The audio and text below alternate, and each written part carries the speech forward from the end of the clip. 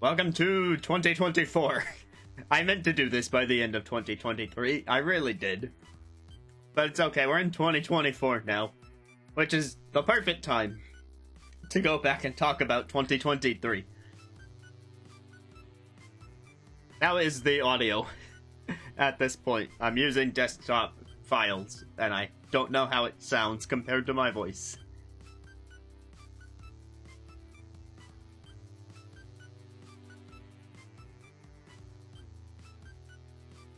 Alright, I turned it down just a smidge. So, some time ago, back during 2023, I put together the ballot that told you what were my top picks in each of our Community 16 categories. And then I gave you guys a form to send in your own, whether you agreed with me or not. So, it's gonna be a pretty nice night where we can think back on everything. I can talk about why I nominated games, why I might not have nominated games in some cases, and which ones I ultimately rank as number one across the board. But also, what you guys ranked as number one across the board. See, the little slides down there, the little slides down there are going to show my winner as well as viewer votes. So you can see how everyone weighed in. 3 of our voters were anonymous, so they're just gonna say anonymous person 1, 2, and 3. Like, you know, there's still 3 people's opinions. And by the end of it, there's gonna be a very special section when we get to the second to last category. When we get to the Because I Said So awards, where we literally just made up awards for games that didn't get them. And so I did something special there. I'm looking forward to that section in particular. But the whole thing should be great. Alright, that music was the Pac-Man's Dad remix of a song that I wrote many years ago for Gaming Awards season. In case you didn't know. Oh, I had it on loop. I'm gonna stop it now. I don't think we want to listen to the same song all night. There'll be other musical cues later that I got from copyright-free sources. Yay! And so we won't have ads either. If I pull up a YouTube playlist, it's just gonna be ads. But alright, I think that's enough explanation here. We're gonna get into the first category, which was the best box art. This pertains more to physical media, because that's where you get the boxes from. I mean, if I had representatives from the actual developers here to talk, I would let them go as long as they damn well please. Because if they were on a stream as small as this one, that would be an accomplishment. It would be all them. In fact, you'd probably see me getting cut off after 10 seconds instead.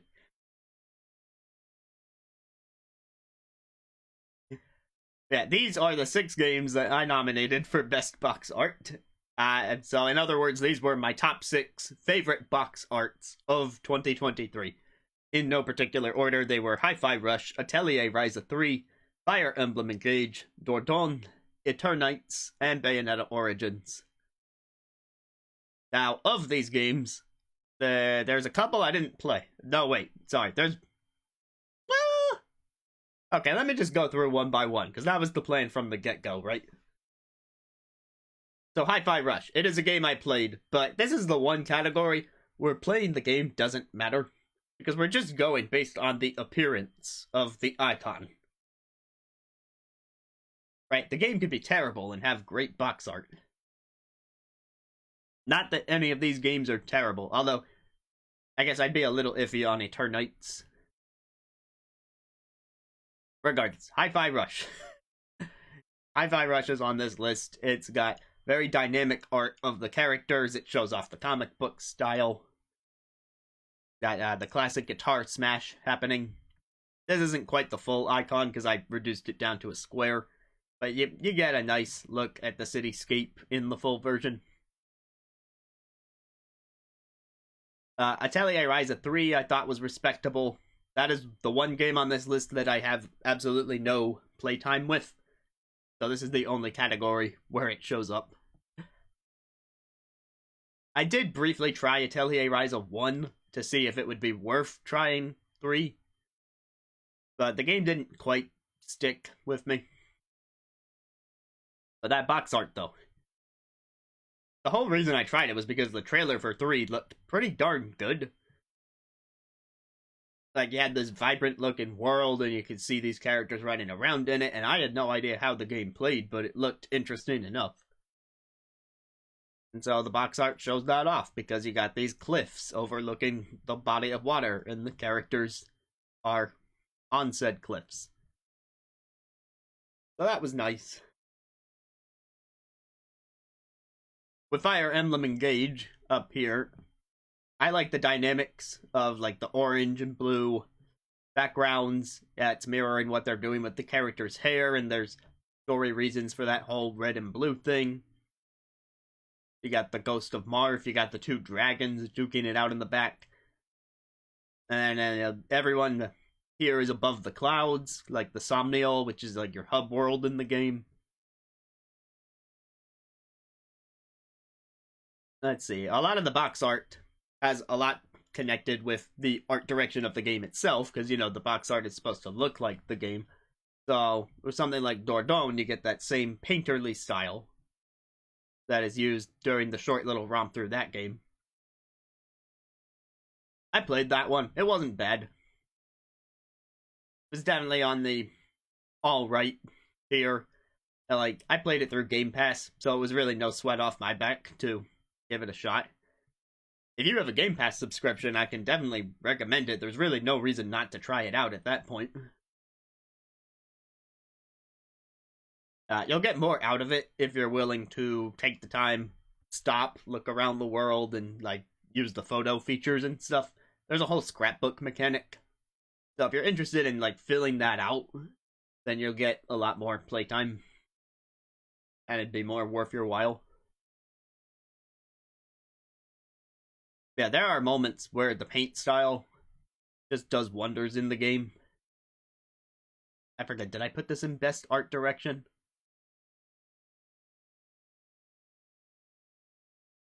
Yeah, you know, it's obviously named after the same place in which it takes place. It's very clear and upfront telling you, hey, we're going to this portion of France, and you spend some time there as this girl. And, I mean, that's the game in a nutshell. The art direction works really well during, like, rainy moments in the game. They play around with the paint streaking when the water hits the camera. That's neat. So, you know, thought they brought it through on this little icon for the game startup. Looked pretty good to me. Eternites is probably the biggest surprise on this list for anyone out there. Like, I haven't heard anyone talking about Eternites in any capacity since it came out. I think it's like completely under everyone's radar. And to be fair, I didn't really play the game either. I played the demo. I was able to play the demo on Steam. That is my exposure to the game. And I had mixed thoughts on that demo. I thought the game had potential. There's also a very crude aspect of the game. Like, its writing especially is pretty crude. So, I never went full in on the game and bought the full version. But there is a free demo. You could try the free demo. And that'll give you just a little taste of the characters, the way the writing is, a little bit of the combat, because it is an action game. But it's like somewhere between action and dating sim. But we didn't get too far into the dating sim elements in the demo. Because, like, you barely met the characters. And once the prologue was over, so was the demo. But the reason it's on this list is because I looked back at all these box arts to pick my top 6. And I just really like that one. I mean, you get this arrangement of the 5 characters. One has the glowing arm, which is a big thing. I will say the demo is on the short side, so you won't regret too much of playing it. But yeah, like the use of the color purple here. There's a lot of purple in this, and so that could be a detriment if it was done poorly. But I do think that the characters against this background look pretty nice. And it's very distinct with that, that heavy use of purple. So I gave it a mention on this list.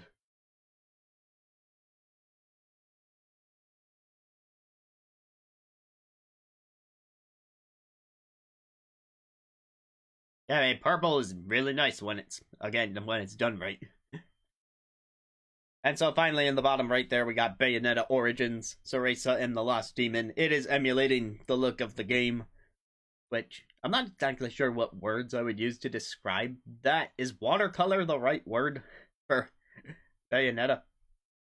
Well, that's more what Dordogne is. Dordogne is entirely painted. Like, you cannot deny that there's paint going on in that game. Bayonetta is some other sort of style. But it's framed as being in a storybook. I just don't have the vocabulary, or I suppose there's pastels involved. The colors definitely lean that way. But there's this whole thing, it's not quite mosaic, but it's this whole piecing together of these pieces that it reminds me of a glass window in ways, but it's not trying to look like glass.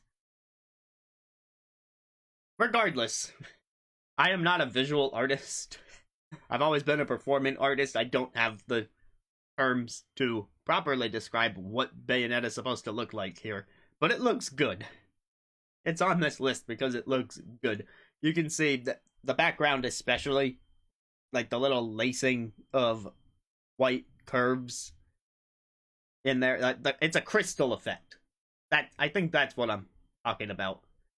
There's a very crystalline look to it. That's it.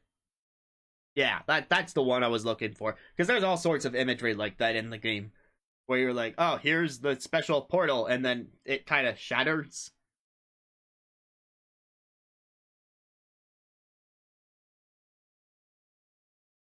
Like, they weave in those little white curves. And I've got all sorts of different blues in the background, and you can see the hanging vines. It's otherwise a pretty simple piece of box art. We're not really seeing the game's environment so much as the game's feel. But yeah, you get a sense of the aesthetic. Whereas something like Atelier Ryza and Hi-Fi Rush, you're seeing the world, on Dordogne too. In those, you're really seeing the world of the game. But here, it's very character-focused, which is an interesting choice. I mean, that's kind of the main crux of the game's narrative, is it's about these two characters. Bayonetta, Cheshire. Front and center. They got the young Bayonetta dancing, but then you got Cheshire's face looking menacing in the background.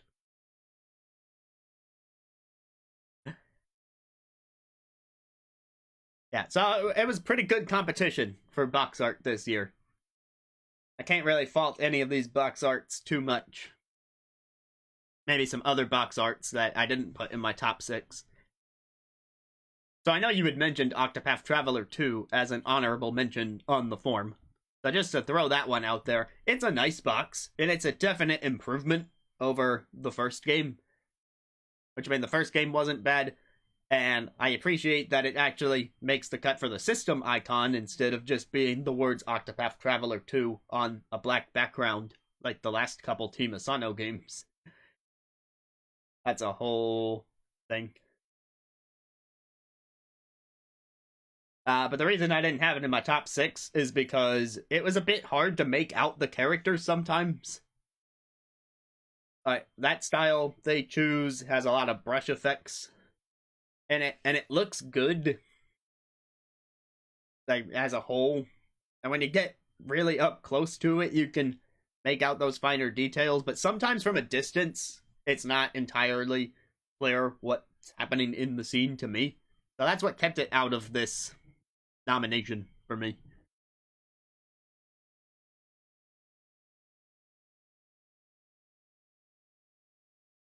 We also had shoutouts from Bass Ackwards to Decarnation and Moonrain, which are games that I have no exposure to whatsoever, but just so you know, they're out there. So with that, let's reveal the winner.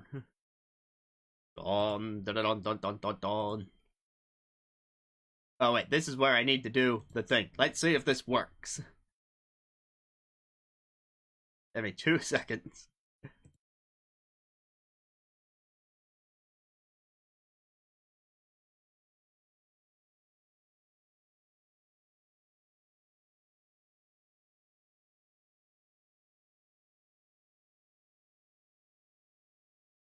Alright, let's see what we got.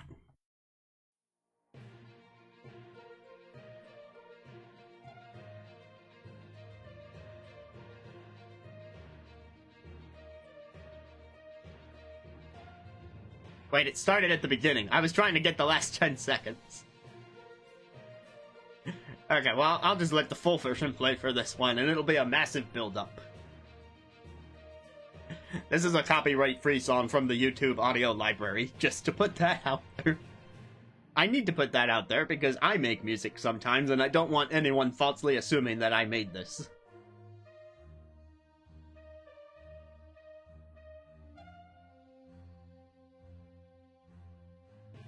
We had many good box arts up for this category. 6, in fact. 7 if you count other games that weren't on the ballot. But only one can come out as my top choice. And only one can come out as each viewer's top choice. It's not Kevin MacLeod. This is someone called Spence, and the song title is Newsroom News. In case anyone's looking for that.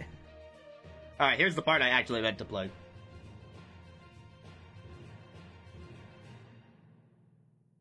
My best box art was Fire Emblem Engage. So, I voted for Fire Emblem Engage, and the song is looping, because I know how to run a stream.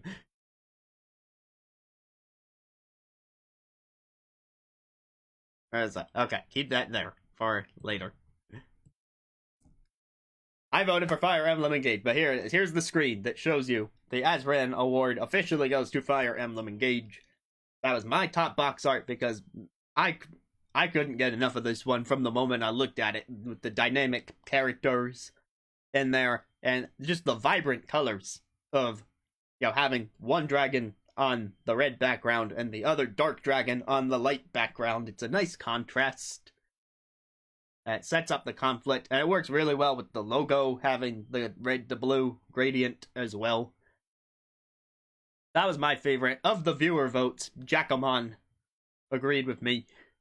We had one anonymous vote for Atelier Ryza 3, but by far, as far as the community consensus, by far more votes went to Bayonetta Origins, Cereza, and the Lost Demon, and I will say that was a close second for me. That would have been the winner if Fire Emblem wasn't. So, there you go. Woo! Yay, box art. Dun dun dun dun dun dun dun dun. And that's about all I have to say there, so we move on to the next categories, nominees. The very important Best Remake / Remaster. So here I basically just made a list of all the remakes and remasters I could think of from this year. We had Metroid Prime Remastered. I very recently started playing that one on my own time. When I made this ballot, I had not yet played Metroid Prime Remastered. I played the original, but not the remaster. But since I've played the remastered, in between the time of this ballot came out and the time that this stream is happening, I can actually talk about it for a little bit. Yay!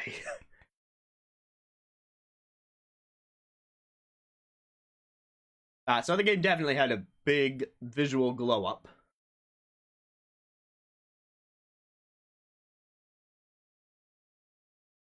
Was it not?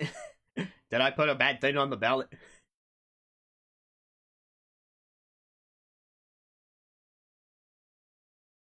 I thought it was because the next... Isn't Yakuza Infinite Wealth gonna be Like a Dragon 8? And Yakuza Like a Dragon was Yakuza 7? In fact, there were two Like a Dragon remakes, as far as I recall, because there was Ishin, but there was also Gaiden, the man who erased his name. And for some reason, I didn't put that one on the ballot. It's probably because I'd never played the Like a Dragon games. And so I was trying to throw a bone to people who might have. But it's on there purely because it exists. And just to get this over with, I can say the same thing about the Dead Space remake. The Dead Space remake is also one that I didn't care about and did not play. So, it's very clear that I did not vote for either of those two when it comes to this.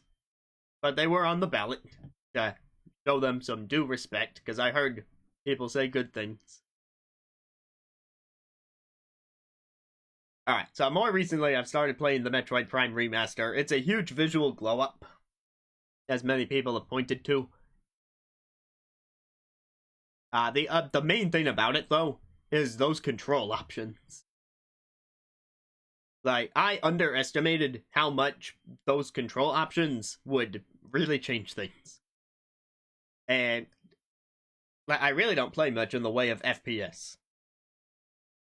Most of the FPS stuff I've played has been for, like, let's try this for the first time on stream.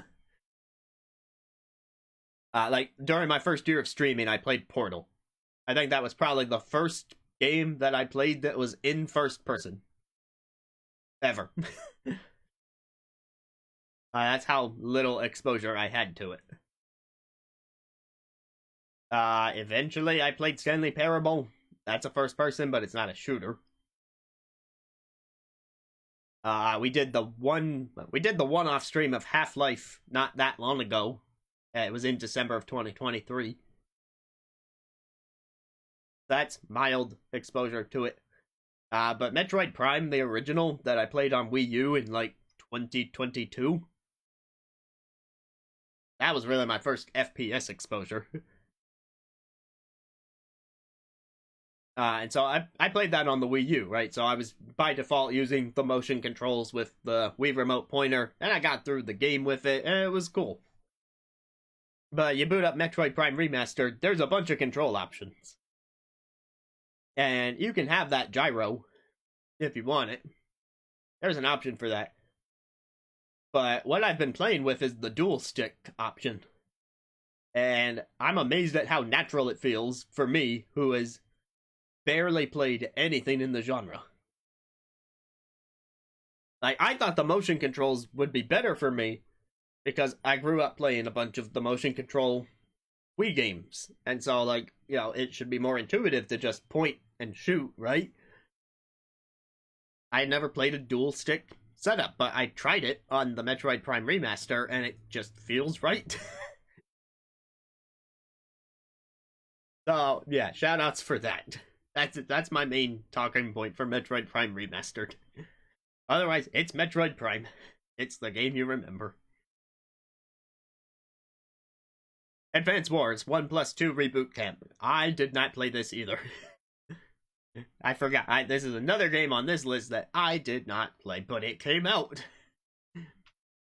Way Forward gave it a more toy-like look, and it's both the first and second games, and there's the multiplayer stuff that you can do locally, and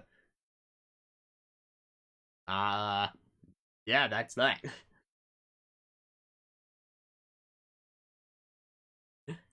I'm going in whatever order just happens to work for the moment. I did not go in W order the last time. So Super Mario RPG is a massive thing. Like, just completely modern visuals on the classic RPG. I'm surprised at the elements that they added in, like the extra splash damage for frame perfect attacks and the team attacks. If you're just trying to do a casual romp revisiting this game, then those won't be too bad. Like, they don't get in the way too much, and I mean, yeah, if you're good at the game, they make an easy game easier. And maybe you don't want that, but then they added challenge in the post game to make up for it, right? So, kind of balances out in that way. Granted, I did not end up... I haven't tried the post game, in all honesty. I just tried the main game. And there was still a decent challenge in there when it came to, like, the Jinx fight, for one thing. The third one. Or at least at the point in the game when I fought him, he was pretty rough. What else comes up in this one? You got new animations. That's probably a big thing right there. There's little tiny cutscenes. They couldn't really do cutscenes on the Super Nintendo. Like, they could make the game pause and have characters move around the environment and stuff, but there's like cinematic moments where the game stops and it's like, let's play a little scene here. It's a little awkward that there is no sound for characters speaking. And I'm not saying the cutscene should have been voice acted or the full game should have been fully voiced. Was not asking for that. I mean that, like, I'm pretty sure on the Super Nintendo version, and when the dialogue is scrolling through the boxes, it makes a little noise. Maybe I'm remembering that wrong. But I know a lot of games do that, right? As the text appears, you get this little whatever sort of sound effect that the game goes with.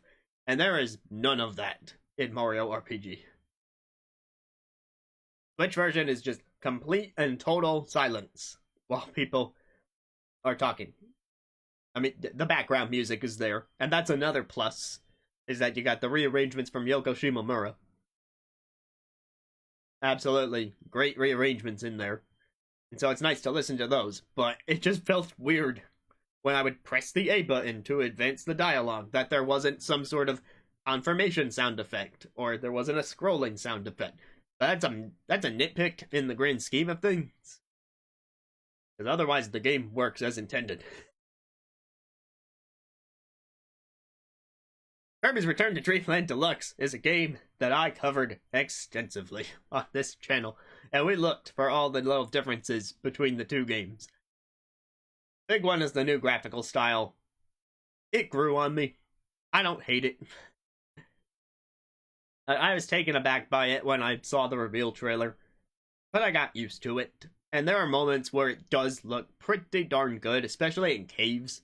The caves look great. Shout outs to the caves. But I think Kirby probably wins out in terms of the most new content, because Metroid Prime, it's the game that you remember playing. They added a casual setting. I don't remember if that was in the Wii version. So if you need the Metroid Prime to be easier, they added that. Mario RPG added the new team mechanics, and they added the post-game bosses. But Kirby's Return to Dreamland Deluxe, like, there's a reason that one has the deluxe on it, and that's because Hal really went to town on adding stuff. The thing about that, though, is it's a mixed bag of how they added it. Because the number one big thing they added was Magoland. And it's nice to have a solid Kirby minigame collection with your remaster if you just want to take a couple friends and play some Kirby minigames. It's an easy solution for that. There you go. And there's a lot, even in single player, there's a lot you can do to, like, earn all the stamps and stuff and unlock the little cosmetic mask items for use in the main game. But it was a weird integration because you had the minigames on the spaceship in the hub world, and you would randomly unlock them. And this might have been just for the North American version of the game. It might have been different in Japan from what I heard. But it's not like you need to unlock them to get them in Magoland. It's like you can play these minigames from the very beginning, and then you get this cutscene where it's like, you got enough spheres to unlock this minigame you already had. So that part was just weird. Let's see. But yeah, with the addition of Magoland came the masks. Some of them had little bonus sound effects. And for some reason, the fish mask gave you the ability to do strong breaths underwater when no other mask had any other tangible gameplay effect. So a lot of it feels weird. But then you got the Magalore epilogue, and that's probably the best thing that they added in Return to Dreamland Deluxe. Without specifying why, it retcons the lore to make it make sense with other Kirby games. that was the biggest shock. If we're talking about narratives this year, that's probably the biggest shock that I've had. Oh, apparently I did drop frames. Hopefully that evens out.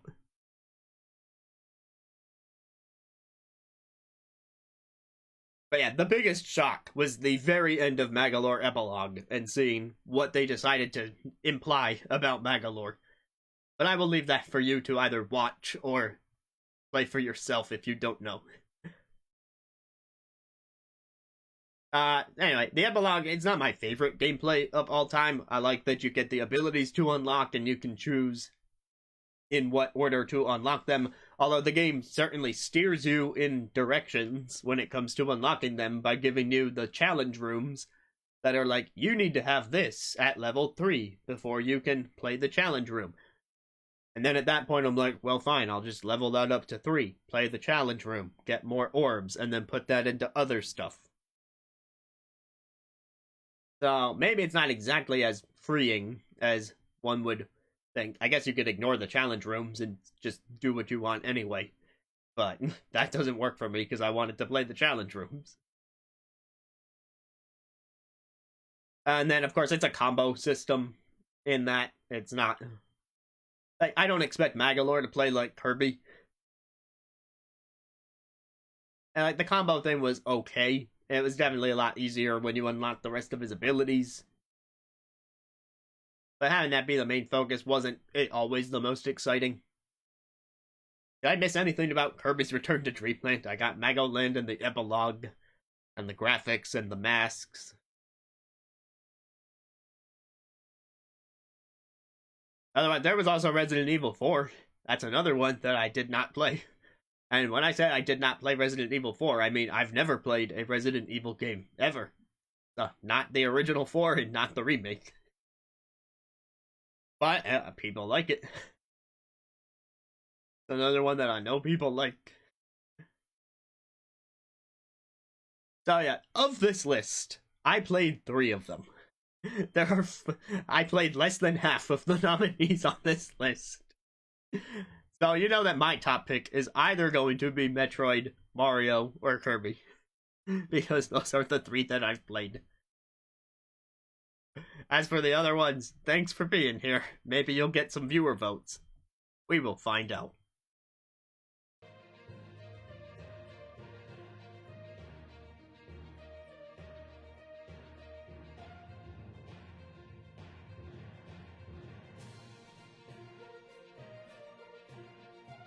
My choice was Super Mario RPG. As you could hear me talking about the Kirby section just then, that was what kept it from winning.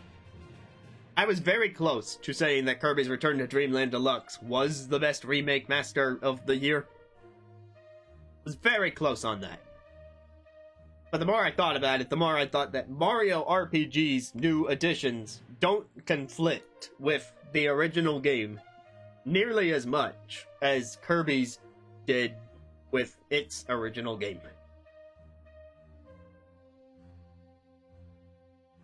So there was that whole thing. So yeah, for what Mario RPG added, I don't feel like it ruined the game in any capacity. I mean, ruined is a strong word, and I'm not actually saying that about Kirby. We know I played through that whole thing anyway.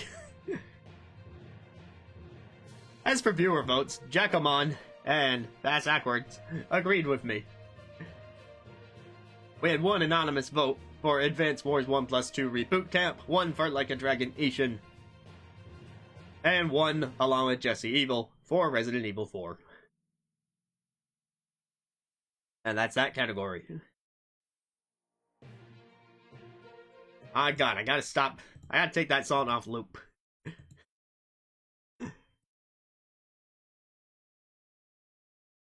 Okay, this time it should be queued up properly for the third category, which is Best Multiplayer. Best Multiplayer, yay. I've played at least a little bit of all of these. Just a little bit in the case of Street Fighter 6, so let's start with that one. I did play Street Fighter 6, but only through the demo. That's because 2D fighters are not typically things that I am good at. That includes Smash. I play Smash more than any other 2D fighter, because it's a lot more casual friendly in the right environment. And I've got that connection to Nintendo. But I gave Street Fighter 6 a chance. It had a demo. I played the demo. It did not change my opinion of 2D fighters. And it's great for the people who like them. And I could see that winning awards elsewhere. But for me, nah, sorry. It's just not my kind of game. That's all I can say about that one. But it's got it looks pretty stylish. You know, from what I played in the demo, I like the little paint effects from when you do those charge moves. There's some interesting mechanics with that. If I was any good at fighters, it would probably be good to me. But yeah, there's my brief thoughts on Street Fighter 6. Solid game for the right people. I don't think they did. I don't remember that being the case. I know the demo let you play against Ryu in the CPU matches, and you could play the first bit of the World Tour mode. I did try little of each of those, and yeah, Ryu destroyed me in the CPU fight on the easy setting. So, there's that.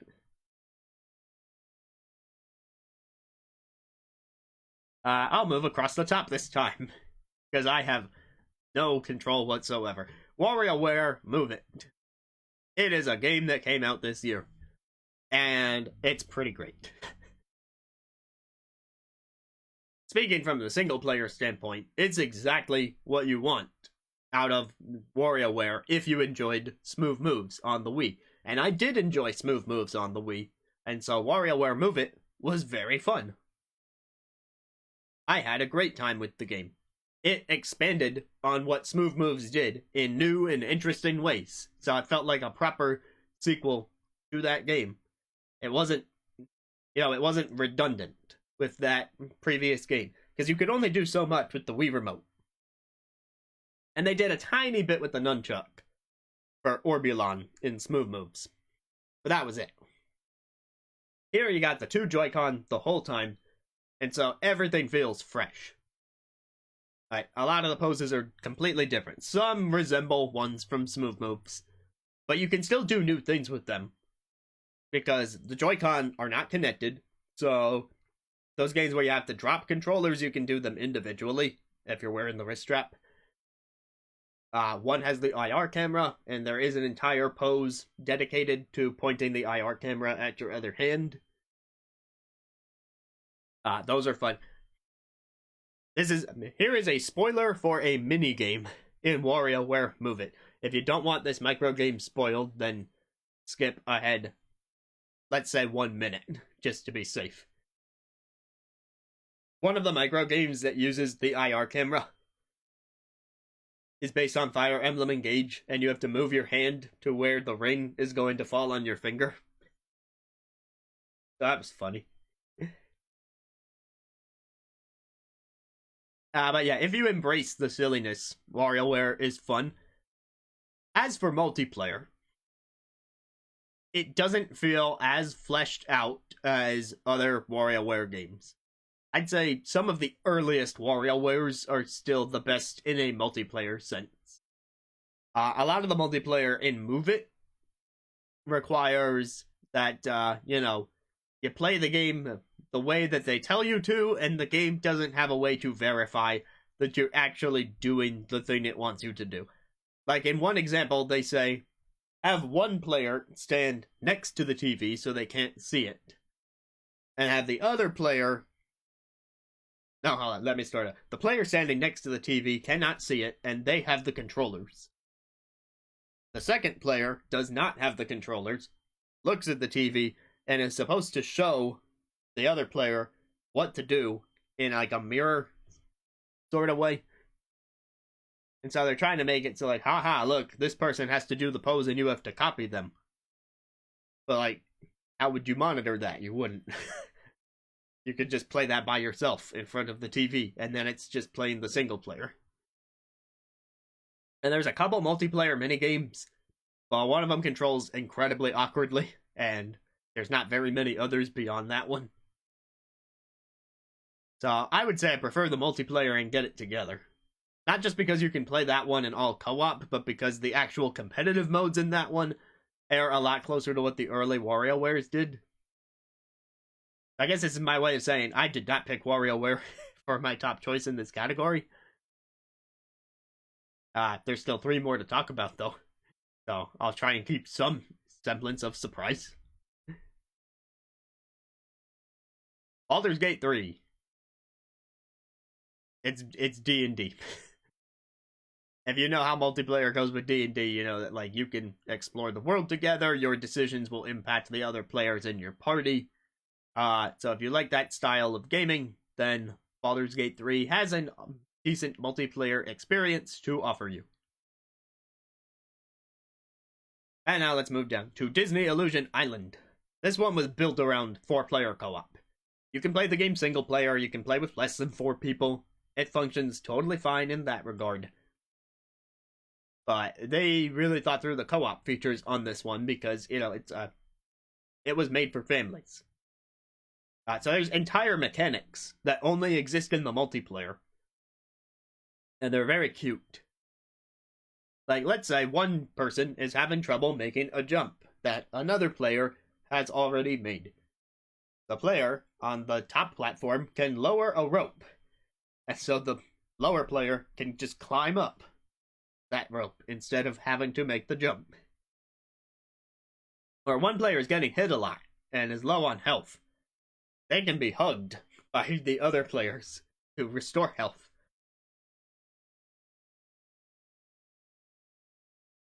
And yeah, the bosses feel very multiplayer focused as well, because they take the place in like, you get this giant screen, it kind of zooms out to one giant screen, and the bosses consist of, you know, dodging attacks and activating certain mechanisms in the environment that will ultimately hit the boss.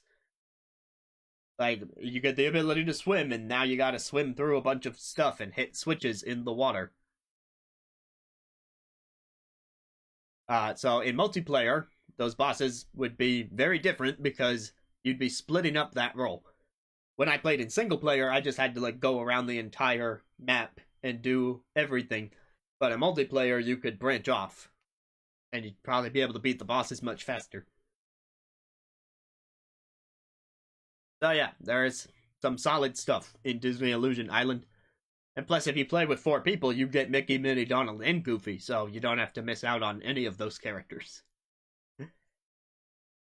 Which, you know, if you're playing single player, I recommend switching between the 4, just to experience the animations. Like, they play identically. There's no stats. It's not like Goofy jumps higher, or something. No, they've got the same jump height, the same jump distance, the same floatiness. Like, all that, but they have completely unique animations. Because you gotta remember, it's a Metroidvania. It's a family Metroidvania. And so you hit certain parts where you get abilities. So I already mentioned one of them is swimming. So Mickey gets a swimming helmet, but Minnie gets swimming flippers, and so on and so forth. And Donald gets the best items, which is to say he gets objectively the worst items, but that's what makes it the best, because seeing him react to getting the worst item just makes it funny. But don't worry, when I say he gets the worst items, I mean just from a conceptual standpoint. They fully function. There's no character differences beyond aesthetic. And finally, the surprise drop of the year, F-Zero 99. It is a solid online multiplayer experience. It brought back F-Zero, which I didn't particularly care about, because if I had grown up with F-Zero, I would have had GX first. Right? The infamous GameCube game that is, like, ridiculously hard. I started on GameCube, so if I had been exposed to F-Zero, I would have had to start there. And it probably would have whooped my butt. Because we're talking about the same kid who, for the longest time, did not know how to leave Outset Island in the Wind Waker. So I'm sure that that game would not have gone well, and that I would have been soured on the franchise.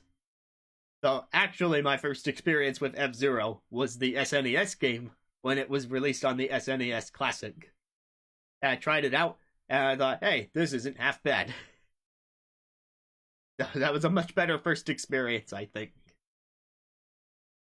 And it was just the right first experience to jump into F-Zero 99, which is based around that game.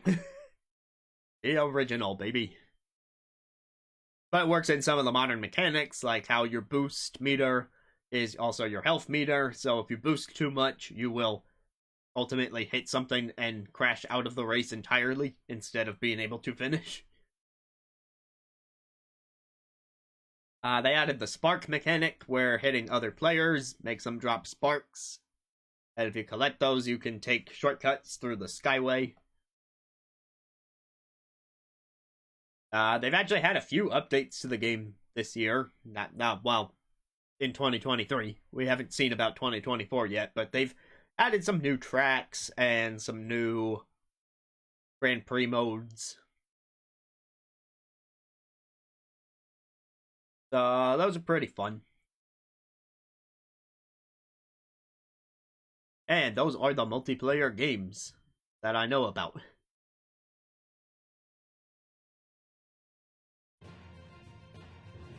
But which one is the winner? I chose F-Zero 99.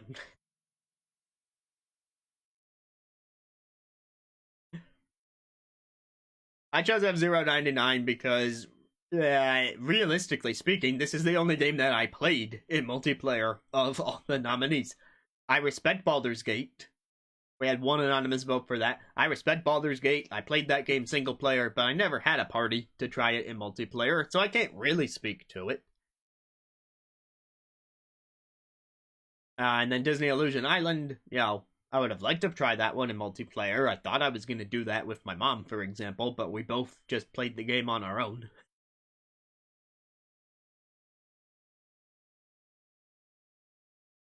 So F-Zero felt like the most viable option to me, because it offers me at least some competitive experience with people online. And, it's not Street Fighter 6, so I don't suck at it. We did have one anonymous vote for Street Fighter 6. Now we had one anonymous vote for our vote, F-Zero 99. But then we had write-in entries from Jackamon and Jesse Evil. Jackamon picked Nickelodeon All-Star Brawl 2, which I did not try because it was not verified on Steam Deck. And the Switch version supposedly runs like garbage. So I did not pick it up on Switch.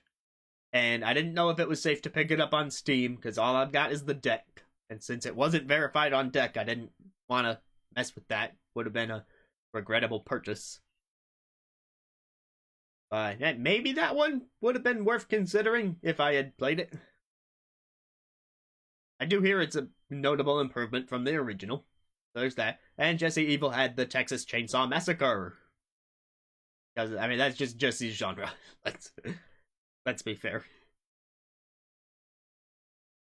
Jesse is all in on the horror. That we saw votes for Resident Evil 4 earlier.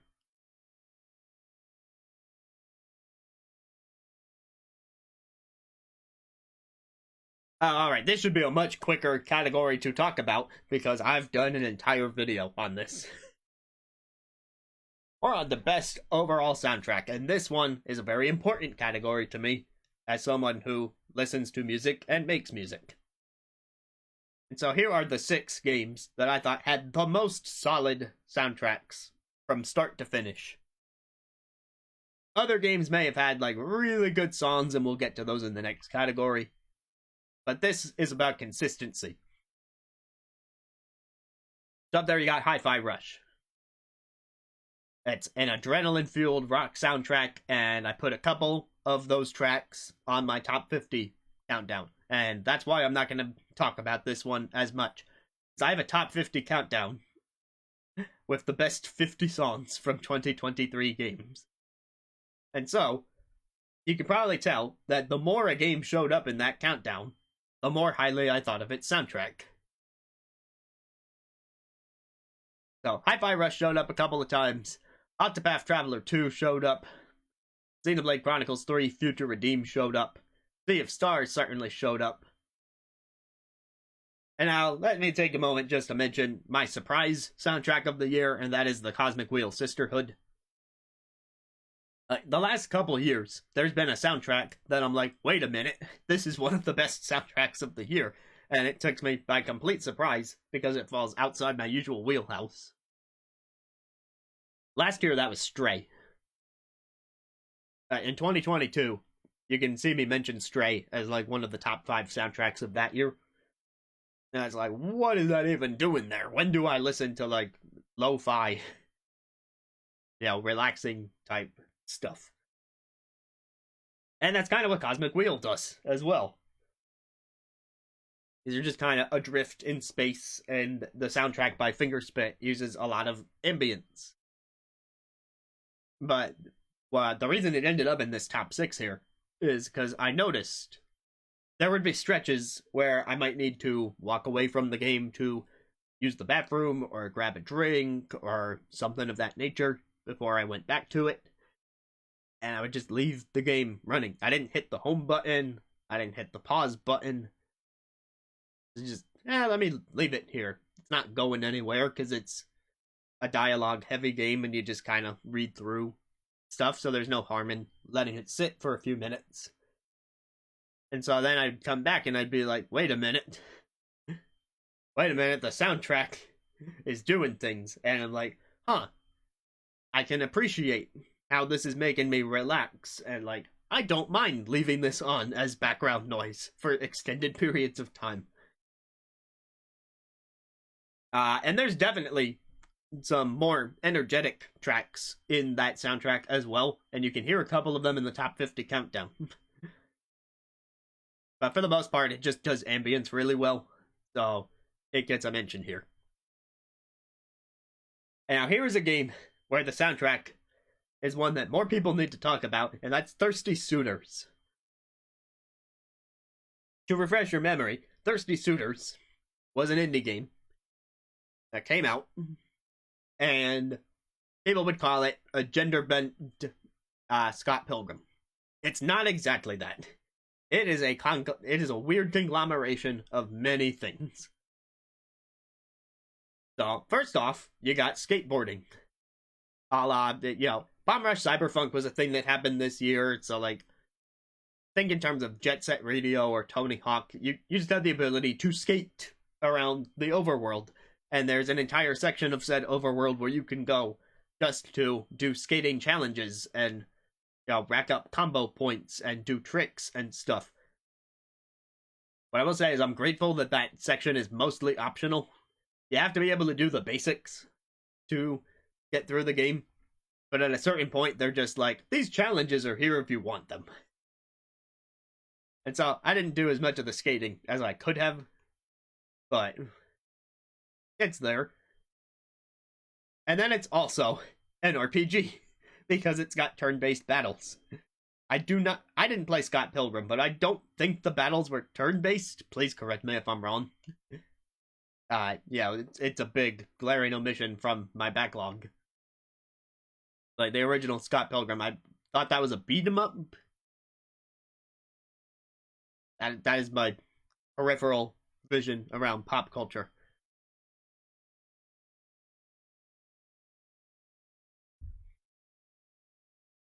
Yeah, alright. So, that's fair. Beat 'em ups are alright. I got a little more into them last year with Shredder's Revenge. But, you know, Thirsty Suitors is not a beat 'em up. It is a turn-based battle system. And there's this whole system of inflicting status ailments based on emotions, and then exploiting those emotions. And most of the fights are just, like, two people. Like, there's attack animations and stuff that go with your choices, but each time you pick one of those, you get, like, a piece of a conversation. So, really, these fights are just arguments, and you're seeing the manifestation of how those arguments make people feel. Like, I'm going to insult you, and that inflicts the status ailment that, you know, you're insulted.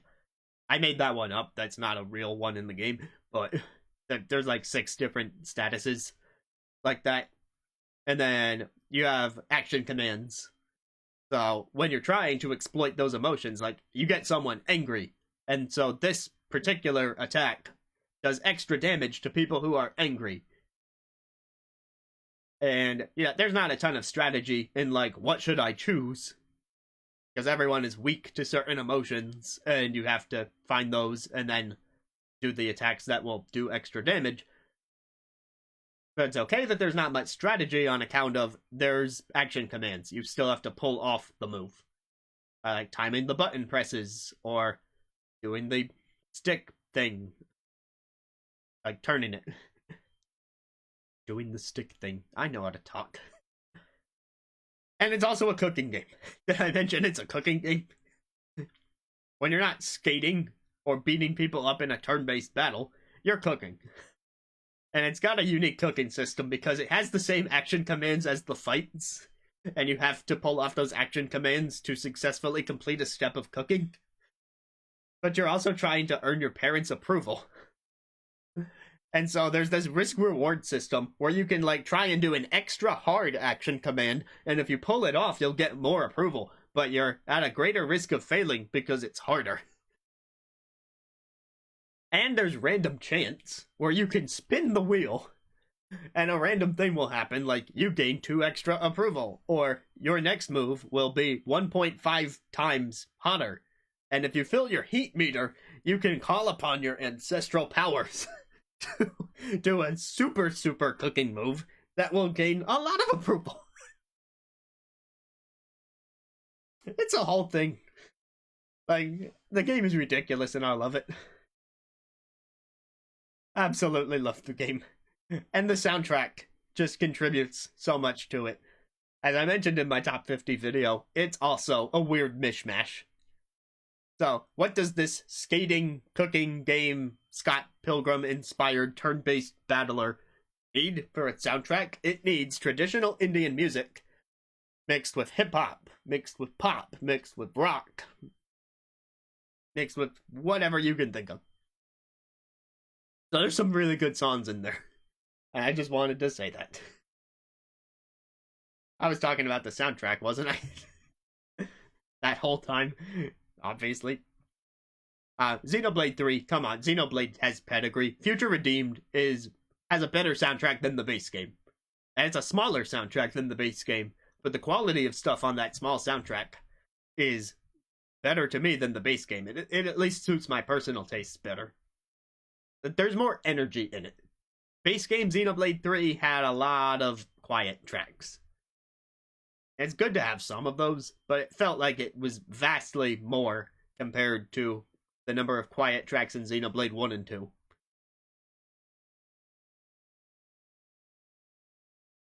Sea of Stars, we have the composer who's using limited sound channels to evoke the feeling of the classic, like, 16-bit era RPG.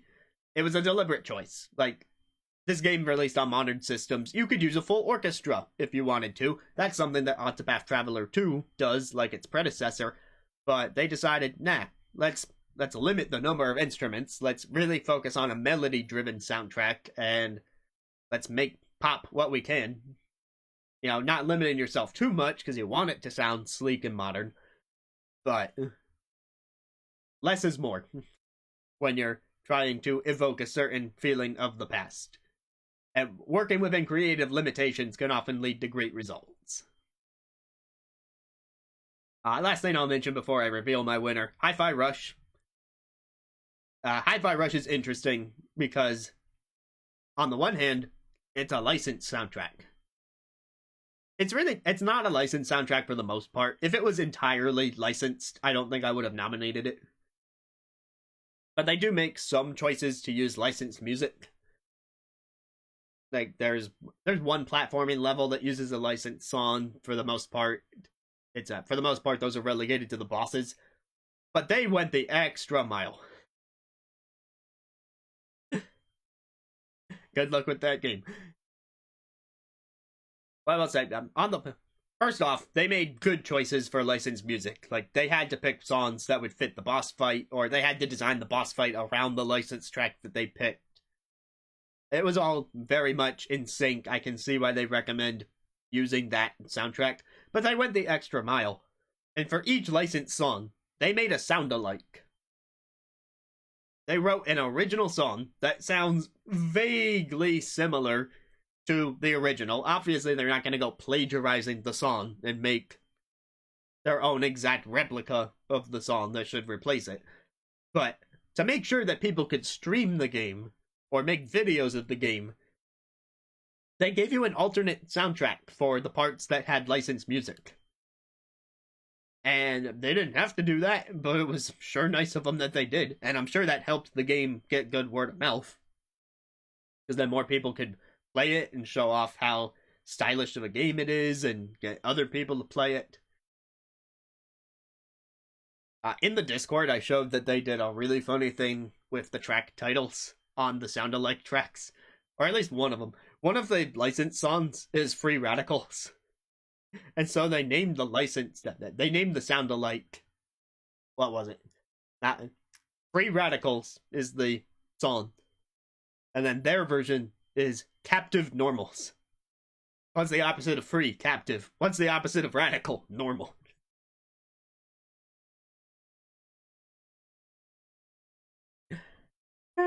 I thought that was hilarious. I wish they did that with all the licensed tracks, but that was so good. Alright, ready for my winner. If you watch my top 50 video and you know what soundtrack showed up the most in it, then this will not be a surprise. But just in case, let's build the suspense.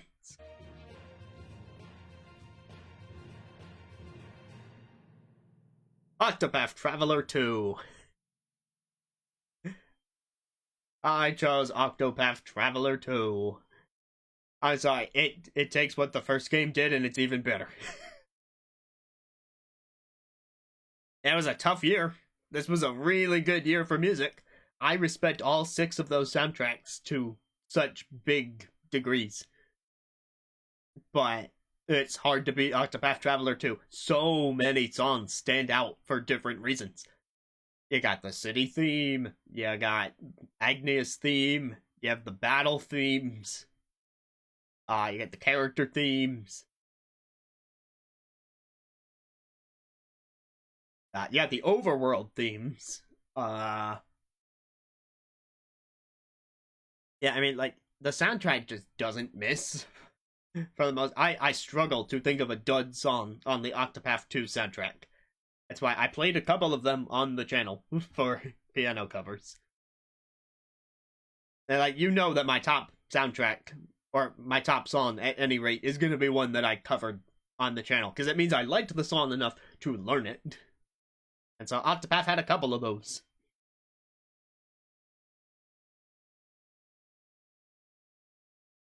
So it was still a pretty tough decision considering the other nominees. Like Xenoblade 3 brought what I thought was missing from the base game. And Sea of Stars has also a large number of songs that I enjoyed that showed up on that countdown. But you may remember when I made the top 50 countdown, I said, I've picked like 106 songs, and I need to narrow this down. And we decided to narrow it down to 50.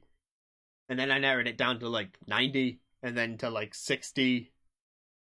But as I kept narrowing it down, as I kept making very tough decisions to remove songs from that list, most of the Octopath Traveler stuff didn't budge. We are talking close to 20% of the top 50 included Octopath Traveler 2. There was at least... When I was down to 60, it was 27%. 57 for Octopath 2, yeah. But, I mean, it wasn't quite like that. It was more like... I had 15 Octopath songs on my list of 100. And then when I took out half the songs, there were still 12 Octopath songs left over.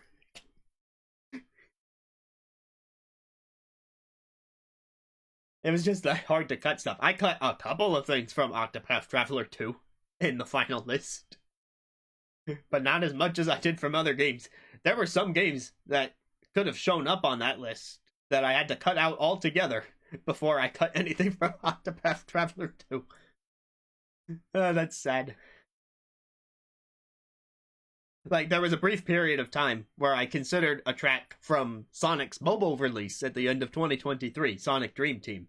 I thought there was one song on that soundtrack that was pretty solid after I went through and listened to it.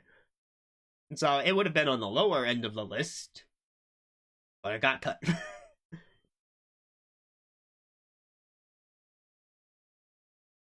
Same thing. Everybody 1-2 Switch. I used the Everybody 1-2 Switch credits theme for background noise during the parts where I'm narrating, but it didn't make the final list. That was a tough one to cut, honestly, because that's a good background track. On the viewer votes, though, we had one anonymous vote and Jackamon behind Xenoblade 3 Future Redeemed, and I can see why. We had one anonymous voter who agreed with me and gave it to Octopath Traveler 2. And one anonymous vote who gave a vote to Thirsty Suitors. So, like, shoutouts to, I don't know who that person is, because they're anonymous. But shoutouts to them for understanding the glory of the Thirsty Suitors soundtrack. That's Ackwards coming in with the Cosmic Wheel Sisterhood, and I raved about that earlier, so I fully understand that vote. And Jesse Evil might not have played as much this year, and picked Resident Evil 4. That was a write-in entry if you couldn't tell.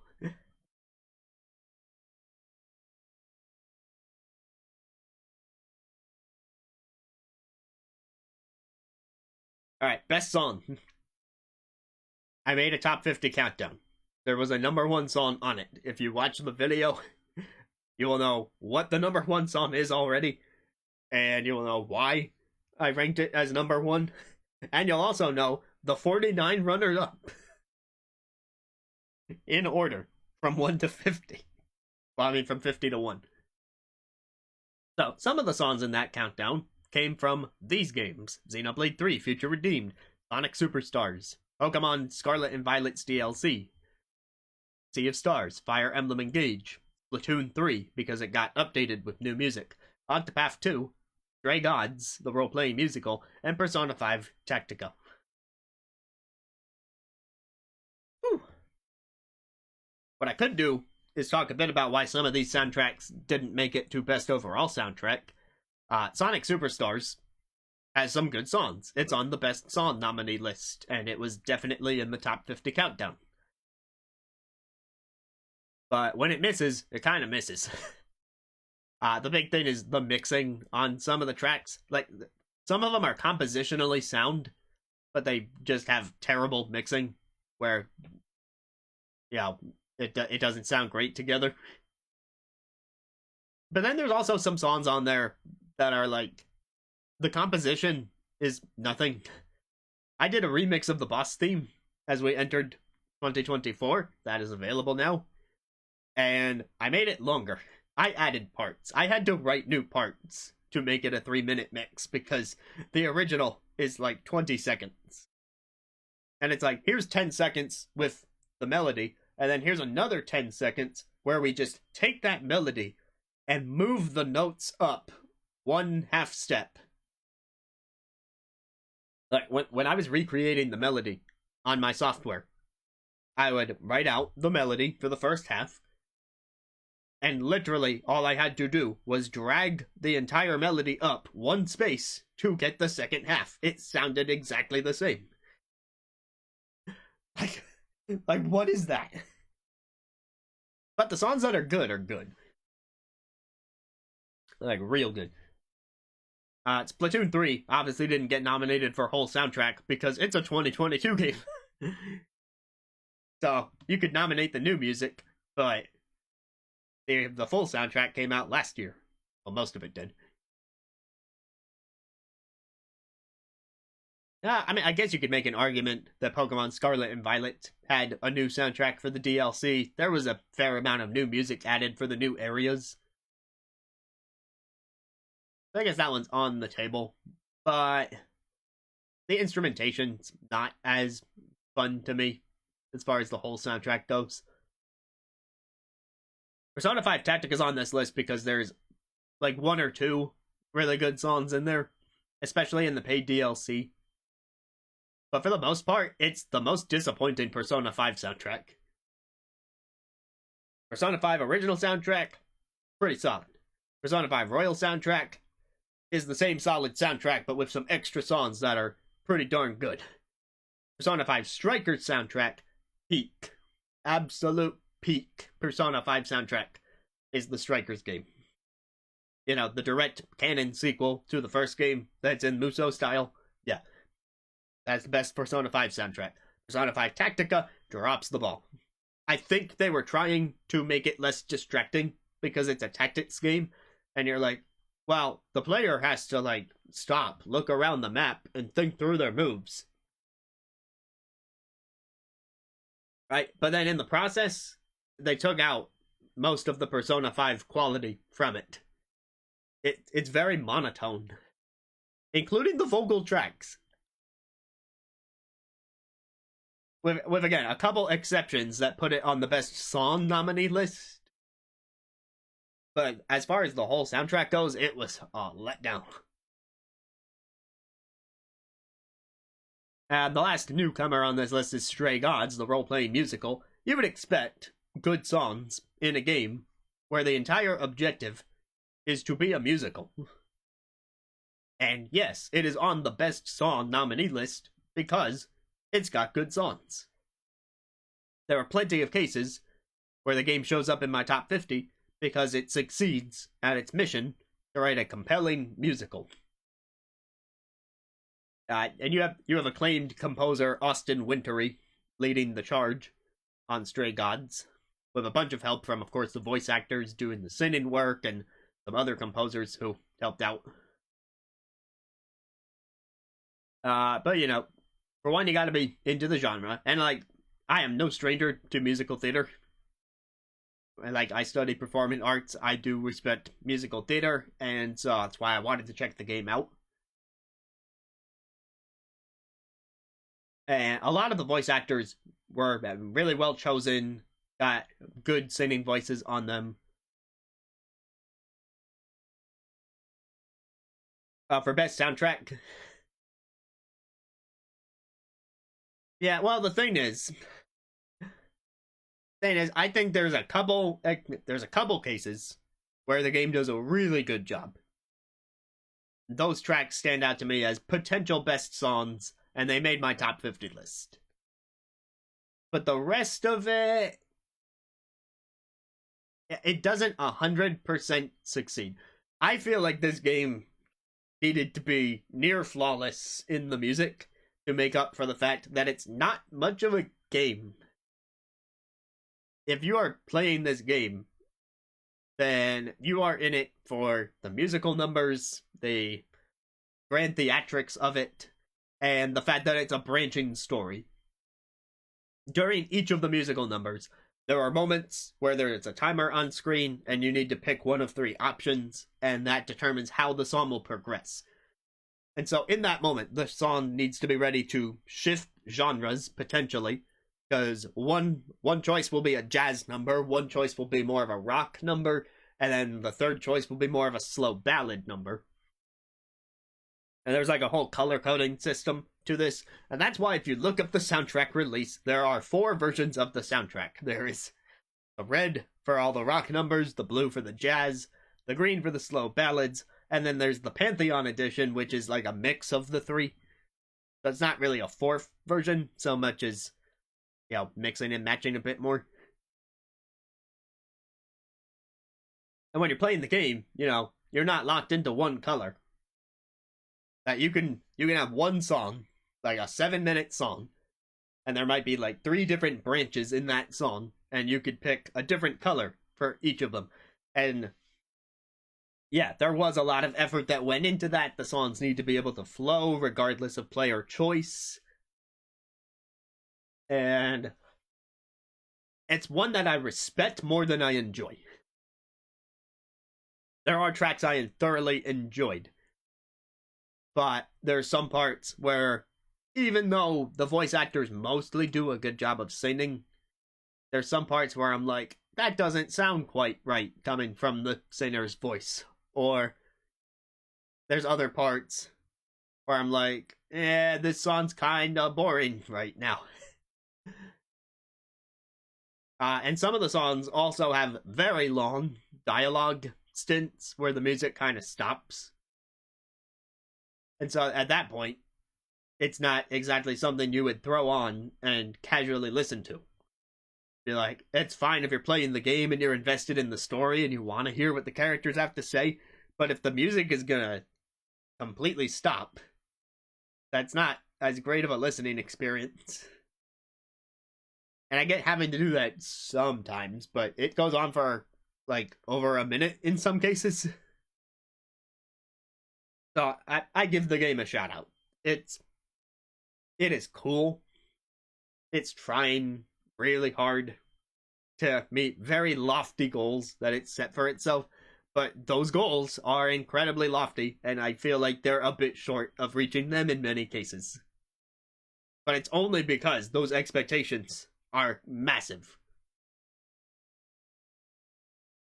Right? If it was just like, here's a thing, didn't really take much time, but we put it together, then I'd be like, this is really good for the time you had.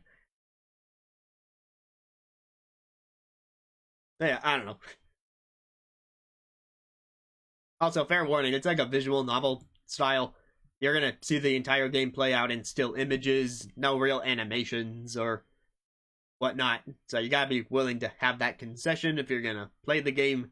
You'll probably get through it in like 6 hours based on my playtime. Unless you play it multiple times to see multiple things happen. Alright. Best song, though. Did it come from Stray Gods, or did it come from something else?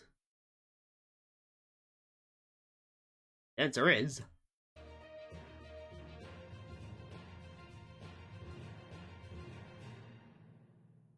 Encounter Elite from Sea of Stars, which was in fact my #1 song on the top 50 countdown. If you watched that video first, that was the spoiler. And if you watched this first, then sorry, the top 50 countdown has been spoiled. Or at least #1 has. We had write-in entries for Anonymous, Press Factory Zone Act 1 from Sonic Superstars. That one did not make my list, but alright, good on you. Revolution in Your Heart from Anonymous 2, which is somewhere around the middle of my top 50 countdown. Baile de la Muerte from Resident Evil 4. Since I did not play that game, it was not on my list at all, but maybe I'll check that one out from Jesse Evil. And of course, Lagoon City Zone Act 2 from Bass Ackwards, which was in a pretty good spot on my top 50 list. Like I said, when Sonic Superstars has a good song, it's a really good song. There was just too many duds for me to put it on best soundtrack, you know? Yeah, Sea of Stars. Yeah, Encounter Elite is the boss theme in Sea of Stars. I think it is really well done. I do a full breakdown in the video that you can check out.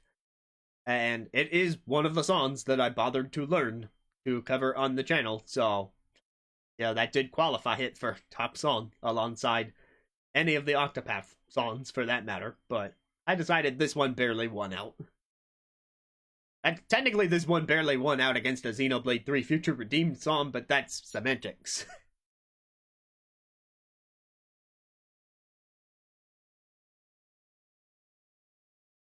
And we move from semantics to mechanics. Hey, kind of rhymed, sort of.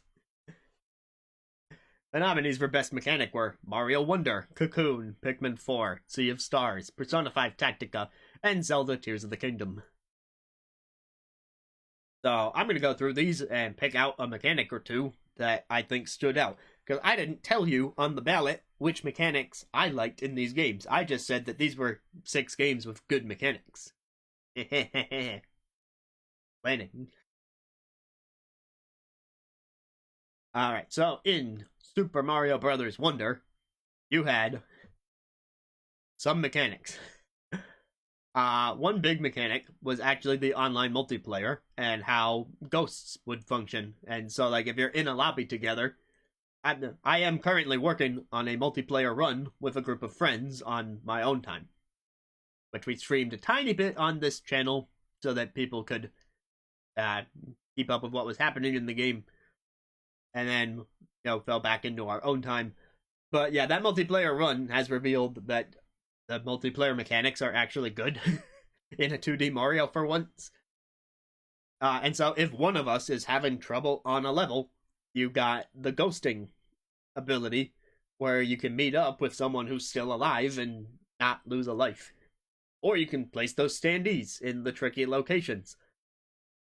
And from what I've heard, people who have played in lobbies with total strangers have just seen like this really good sense of camaraderie. Like, here, let me help you out. Which I leave it to Mario to bring out the positivity in people.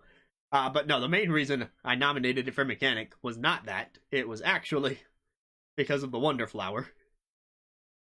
And so that introduces a variety of different mechanics. None of them really stick around for too long. And some Wonder Flowers are definitely more memorable than others. But sometimes it shifts the entire way you play the game. And so that's the refreshing take that Mario needed for the 2D space. I think one of my favorite Wonder Flowers involved... It was a late game one, so I'll just not mention it. There's also like several music-based mechanics in Wonder. Like some of the Wonder Flowers or some of the badges are tied to rhythm, and that's a quick way to win me over.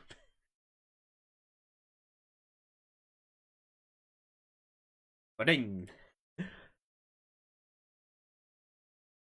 Now I'll move to Sea of Stars.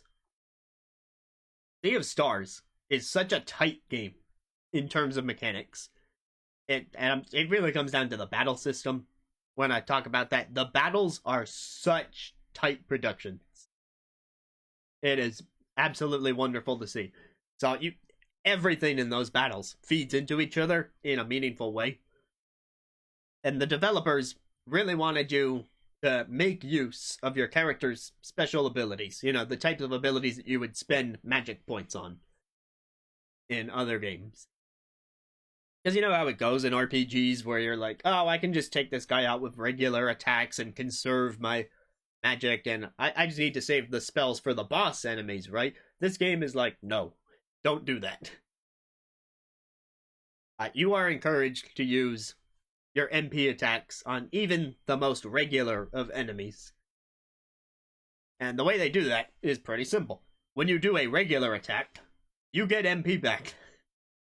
Like, at a certain point, yeah, you'll have to fall back on your regular attacks. But you're constantly able to gain MP during the fight. So it's not a huge waste to bust out one of your special moves. Practice the timing on it before a boss comes along. Or, hey, this regular enemy actually has a decent amount of HP that I might want to cut through a bit faster. So you're constantly encouraged to do the spell and then build your MP back up. You've got items for that because there's a whole cooking system. Or you can do your regular attack and get your MP back. But on top of that, when you hit the enemies with any attack, they drop something called live mana. And you can get up to 3 units of this mana that drops during the battle. And then at any point on your turn, you can boost any of your attacks. Your regular attack, your magic attack, whichever thing you want to do. And you can take 1, 2, or 3 units of that mana to boost your attack on that turn.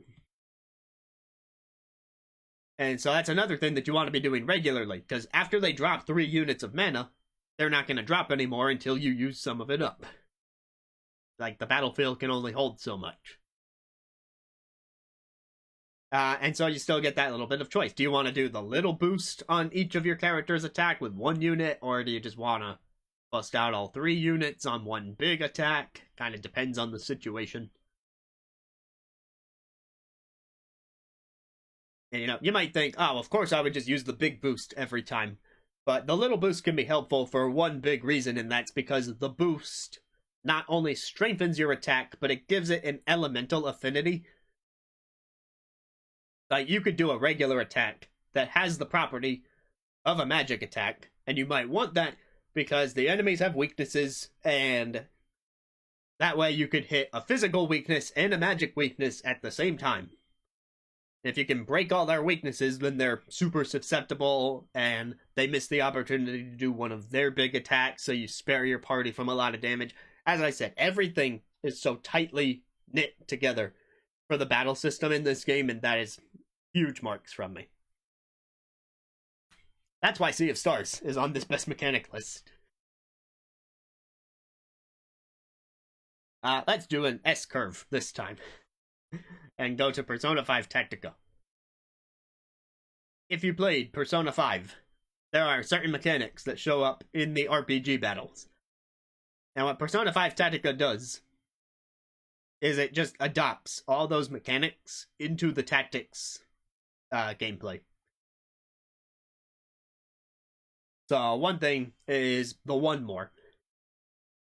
Right, in Persona 5, if you hit an enemy weakness, you get a one more. Like, hey, you exploited the weakness, the enemy's down, you get to attack one more time because you just knocked him over. And we're gonna stretch now.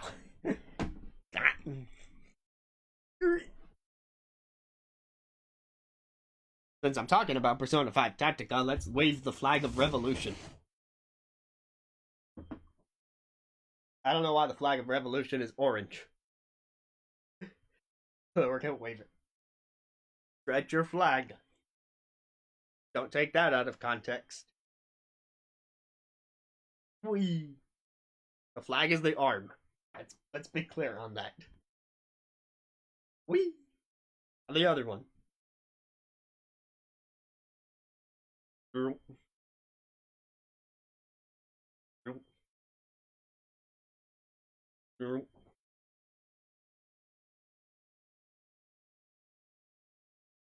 Yeah. Alright, so, in the RPG, if you knock down the enemy, you get one more attack. That's great for doing extra damage, but in Tactica,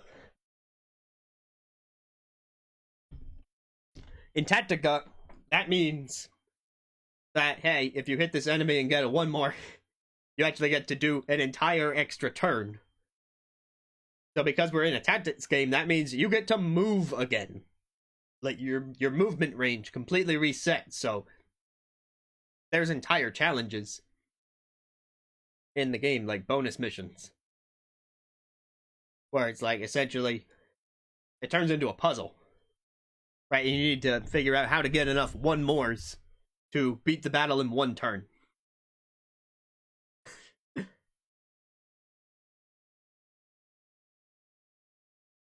Then there's also something called a follow-up attack, where if you knock an enemy off of a high ledge and one of your party members is below him, they will shoot him in the air for extra damage without having to expend any turns. And then, of course, the all-out attack gets changed into the triple threat, where you have 3 characters in the battle at any given time. And so, if you knock down an enemy, and then you position your 3 characters around the enemy in a triangle, you'll do an all-out attack that hits everything inside that triangle. So what you really want to do is stretch the triangle as far across the map as possible, that you can hit not just the one enemy you knock down, but also, like, as much of the other enemies as possible. So, yeah, the strength of Persona 5 Tactica is that they've built these systems where you just chain together attack after attack, exploit after exploit, and that's why things like beat this battle in one turn are doable. Even when it's not required.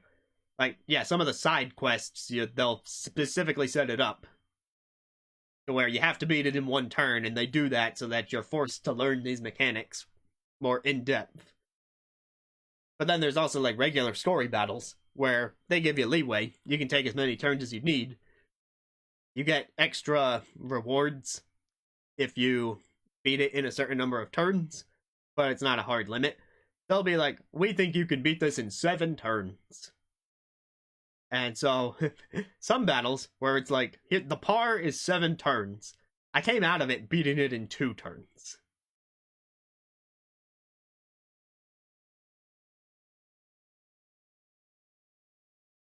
So, I was getting good with the mechanics. I'm just gonna point that out. Like, hey game, you want me to use 7 turns? I'll give you 2. I feel like, if nothing else, it does a really good job of teaching you. It sets up the experience perfectly. Alright, so we'll move up to Cocoon. This mechanic is pretty straightforward, but it's very trippy. You are some sort of creature that carries around an orb. Inside that orb is an entire world. And then there comes a point in the game where you need to take one orb inside of another.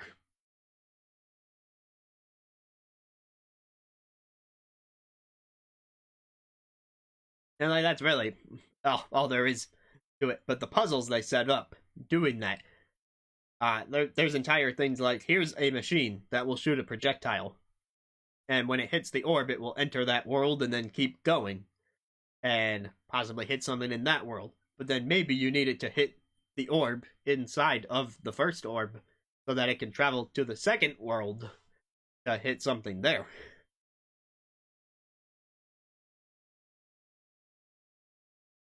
So they get good mileage out of the puzzles in that, and like it is so trippy by the end.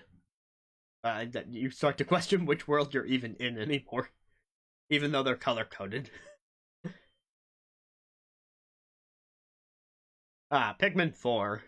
It introduced a dog, and it'll carry around your Pikmin, and it can do attacks on its own. And rather than having the 3 captains from Pikmin 3 or the 2 from Pikmin 2, you kind of get something a little less than Pikmin 2. Like, Ochi's not a full-on second captain. He can do a lot of what your captain can do, but each of you has your limits. So it's kind of like you got 1.5 maybe 1 3/4 captains would be a better analogy.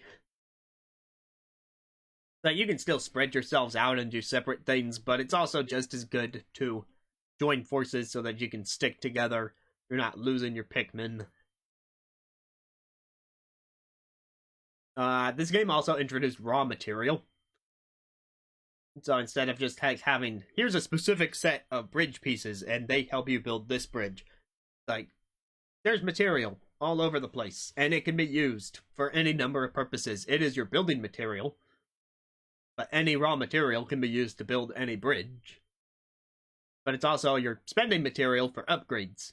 Like, maybe you want to hold off and go back to home base and use that raw material to finance an upgrade to your spacesuit or to Ochi.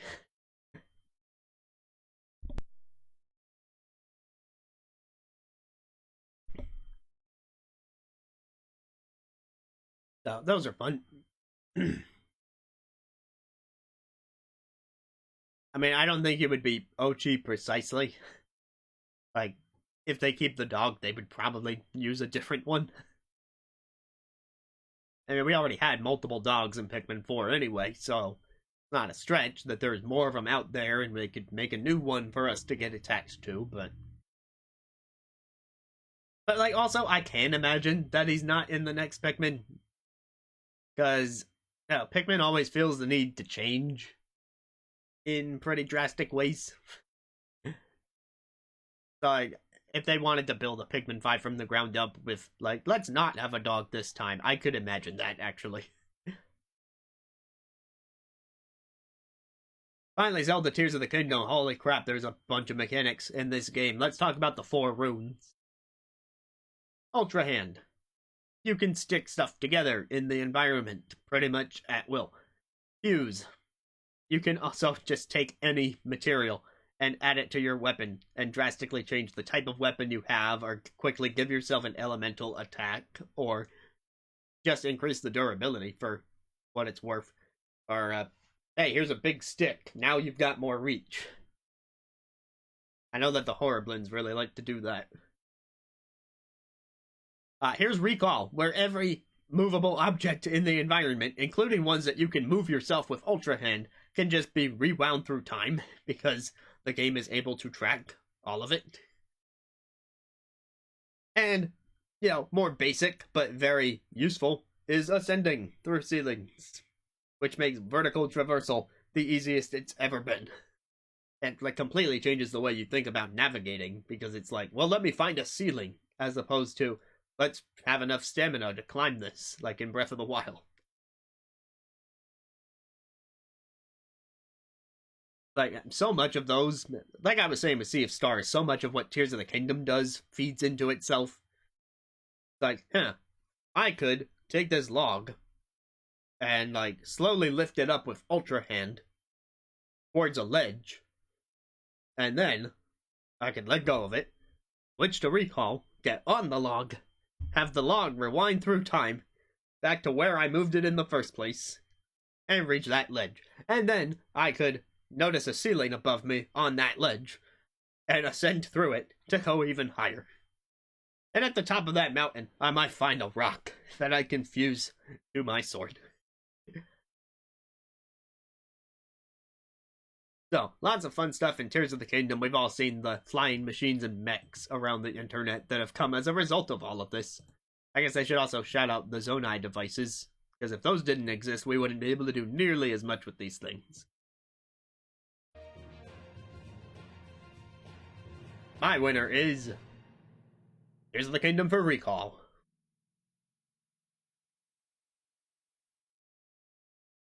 I had to think about this one quite a bit, because even in just Tears of the Kingdom, I can see why people would vote for Fuse. We got Jackamon, Bass Ackwards, and Nick all voting for the Fuse mechanic. We also had a vote for Ultra Hand from one of our anonymous voters. And those are good choices. Very much considered them myself. But I thought a bit more about just how Recall played in with all that other stuff, and just the technical prowess that it must take for the game to track all that. And I think that's what gave it the edge for me in making my final decision. We did have 2 anonymous votes for the Pooch himself, Ochi from Pikmin 4, and Jesse Evil with the write-in entry for the Viewfinder from Viewfinder. I mean, it wasn't exactly the way she phrased it, but I tried to condense it. But just the basic mechanic of Viewfinder, which I didn't think to include on the list because I did not get around to that one. But yeah, it seems pretty cool how, you know, you can recreate a scene from an image like that and completely change how you're able to navigate the environment. That one's worth shouting out.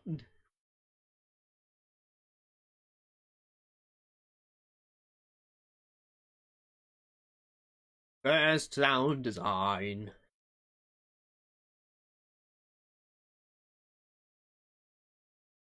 Alright, Mario Wonder. I'm just gonna name a few sound effects that stand out to me. Mario Wonder.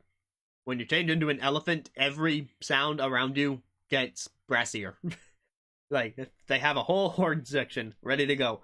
And maybe that affects the soundtrack a bit more than the sound design.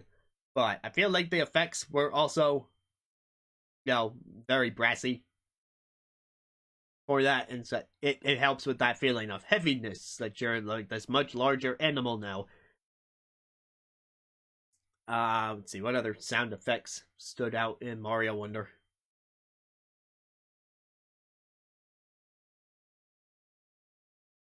I mean, that was the main one for me. There's like goopy substances in the game. Those also sound the way they should. Baldur's Gate 3 I had on here because it's very focused on sound. The soundtrack takes a bit of a backseat when you're exploring the environment, so there's all sorts of sound effects to the world itself, and those are going to impact, like, which way do you go to explore, because it's a very choice-driven game. But the big standout sound effect for me is the dice roll. Whenever that D20 comes up, it's a very satisfying roll sound effect. And Sea of Stars, with its action commands. That one's on here for its action commands, because each of your attack hits. Those are very satisfying to pull off. Shoutouts to the Moonerang in particular, because that's the one that you have to hit back repeatedly, so you hear that sound a lot. Disney Illusion Island. I picked this one for the list, mostly because of things like the character animation sounds. Like, there's a pretty good amount in there. So, I mentioned before that each character has unique aesthetics and items that they get when you get the upgrade. So another upgrade you get is the ability to glide. You know, you can slow your fall and glide across larger gaps. Each character has a different way to do that, but Goofy, and I believe this is on the cover art? No, I don't think it's on the cover art, actually. I forget. Hard to see. No, it's not on the cover art. But Goofy's items are all based around food, and I completely lost the slide by doing that. There we go, fixed it. His glider is a mustard bottle. So he's squirting mustard every time that you do a glide. So you get that mustard bottle, so squirty sound effect. But no, actually the main sound effect that I was drawn to in Disney Illusion Island was each character's wall jump. They all have a different item for wall jumps, like, I believe Mickey's the one who uses a plunger. Or maybe that's Donald. Someone uses a plunger. And so you get that little plunge sound effect every time you jump off of a wall.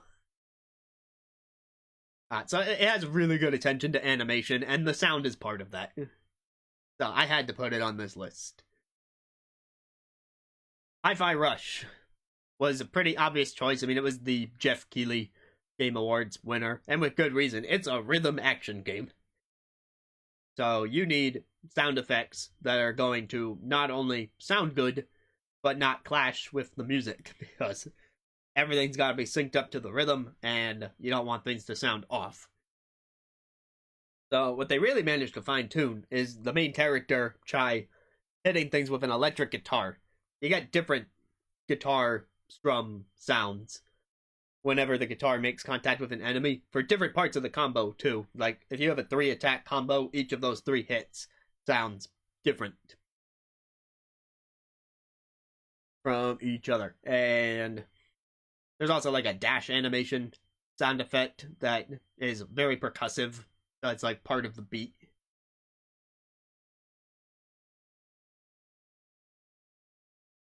I mean, if it was a rhythm game with bad sound design, then it would be a bad rhythm game. We don't like to think about the bad rhythm games. If we're talking about the rhythm games here, we're probably talking about the good ones. And Hi-Fi Rush just so happens to be among them. So finally, WarioWare Move It I put on the list because it's ridiculous. It's cartoony. You're doing these ludicrous motions, and the game decides to accompany them with just as ludicrous sound effects for each of the microgames. What really gets me, though, is the sound design behind when they're explaining new poses. Like, it gets kind of serene there, actually. And I'm not sure who they got as the narrator. I kind of meant to look that up. But the narrator has a voice, and he reminds me of a certain cartoon villain. And I'm like, is that the same guy?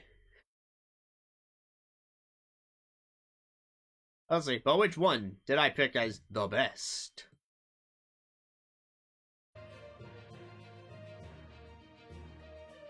The answer is, unsurprisingly, Hi-Fi Rush. So yeah, I agreed with the Goof Knightleys on this one. It's fine, they can be right sometimes. Oh, the narrator is Kevin Afghani? That guy's got range then. He sounded like someone completely different. We had 2 anonymous votes for WarioWare Move It. We had Bass Ackwards and Nick agreeing with me on Hi-Fi Rush. We had Jack Amon and our 3rd anonymous voter picking Super Mario Bros. Wonder. And we had Jesse Evil standing by Resident Evil 4. Which, I mean, I've heard the Resident Evil games always knock it out of the park in sound design too, so like I don't totally blame you in this case. But again, I didn't play that one, so you're not gonna see it in my winner's circle. Sorry. More power to you, though.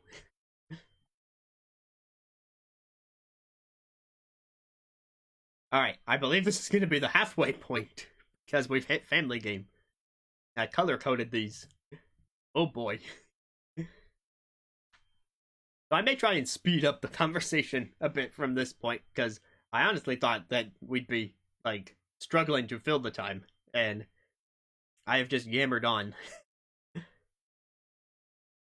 Mario Wonder, very approachable, especially with the multiplayer mechanics I mentioned earlier. SpongeBob SquarePants, based on the popular cartoon IP. Cosmic Shake did come out this year, in January. I didn't forget about it. Illusion Island for the co-op mechanics that I mentioned earlier. WarioWare Move It for being wild, zany, and motion-focused.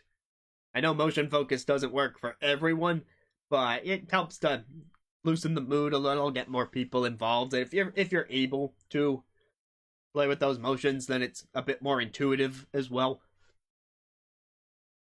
This is the first appearance, and possibly the only appearance, of Detective Pikachu Returns. When I build this category nominees, I usually just go by my own family, because I've got a younger sister who plays games, my brother occasionally. No thanks, Dad. No need for that.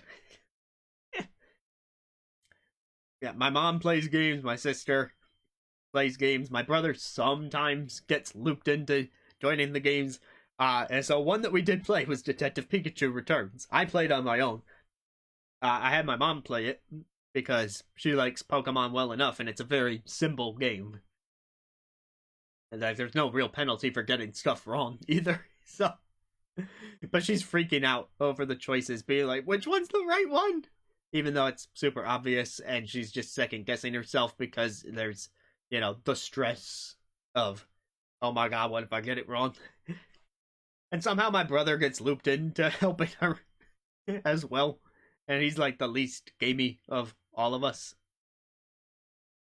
So to see him getting involved made me put it on the list. And yeah, but yeah, that's a single-player game. So when I say families can play it together, I mean, like, you know, some people can watch and backseat. And finally, everybody want to Switch, which may have wanted to forget about that game, but no, I refuse to forget about that game. The successor to 1-2-Switch, it supports up to 100 people, so if you've got a really large family gathering, then this may be the choice for you. And people can join in on their phones. I mean, that's how it supports 100 people. There's no way the Switch could support 100 Joy-Con connecting at the same time. It can barely handle 4.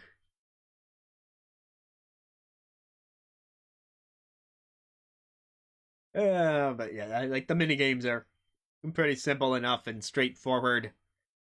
And you know, it's a team game. Like if you get a game of everybody 1-2-Switch going, you're gonna split yourselves into 2 teams. So no one is ever acting alone unless you're doing a one-on-one battle. In which case, have fun. But if you got more than 2 people, then, you know, you got other people to help you out. So you're not in it on your own. And apart from that, a lot of the games are just pretty straightforward. Like, one of them is bingo.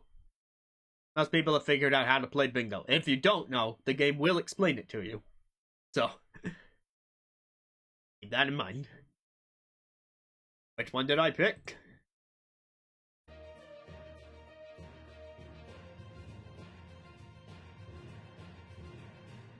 I did pick everybody 1-2-Switch. So did 2 anonymous people. They agreed with me. What pushed everybody 1-2-Switch over the top was, I mean, this was the game that my family played the most together, because I would be playing, my brother would play, his girlfriend would join us, my sister would be in it. So we'd either have a 2-on-2 match or a 1 versus 3 match. Because you can do that, you can make the teams uneven. Don't ask me how, because I don't remember how. But it got to the point where we did a 1v3, where my brother, who barely plays the games anymore, my brother was one team, and me, my sister, and his girlfriend all went up against him on the other team. And keep in mind, I played this game. I knew what I was doing. Somehow, he won. It is not impossible for the one person to win. Somehow he won. Oh my god, it was ridiculous. It's like he had such a big head about it. That was such an experience. The fan favorite minigame in Everybody 1-2 Switch, and my family would agree with this, is if you're playing in smartphone mode, as opposed to Joy-Con mode, there is one minigame called Color Shoot, and they will put a color on the screen for a couple seconds, and then you have to take a photo of something in your environment that is as close to that color as possible. The game will judge you and give you points out of 100 based on how close you were, and highest total wins. So, that was fun. We're all just like diving around looking for things or trying to snipe from each other. It was a good use of the camera. It's like the only minigame that makes use of the smartphone camera. But it was a pretty fun use. Not even Jackbox has done something like that. As far as other viewer votes, we had Jackamon and Bass Ackwards on Mario Wonder. Understandable. It's a very approachable game with the co-op mechanics in there as well. And we had Jesse Evil and one anonymous vote for WarioWare. And look at that, Jesse didn't vote for Resident Evil this time. I'm kidding. I am kidding. Jesse's voted for other games. Just look back. There was Viewfinder, there was Texas Chainsaw Massacre. We love you, Jesse.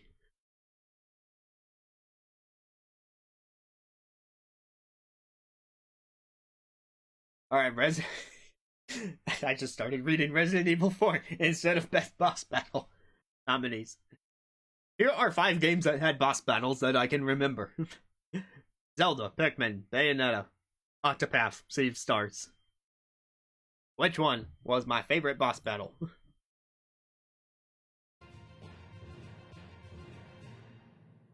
I gave it to Grieving Golem, which is an enemy in Octopath Traveler 2. This category was hard for me this year. I didn't really remember too many bosses off the top of my head that stood out. This one did, for its design and the story implications of what that enemy actually is for that character's story in Octopath 2.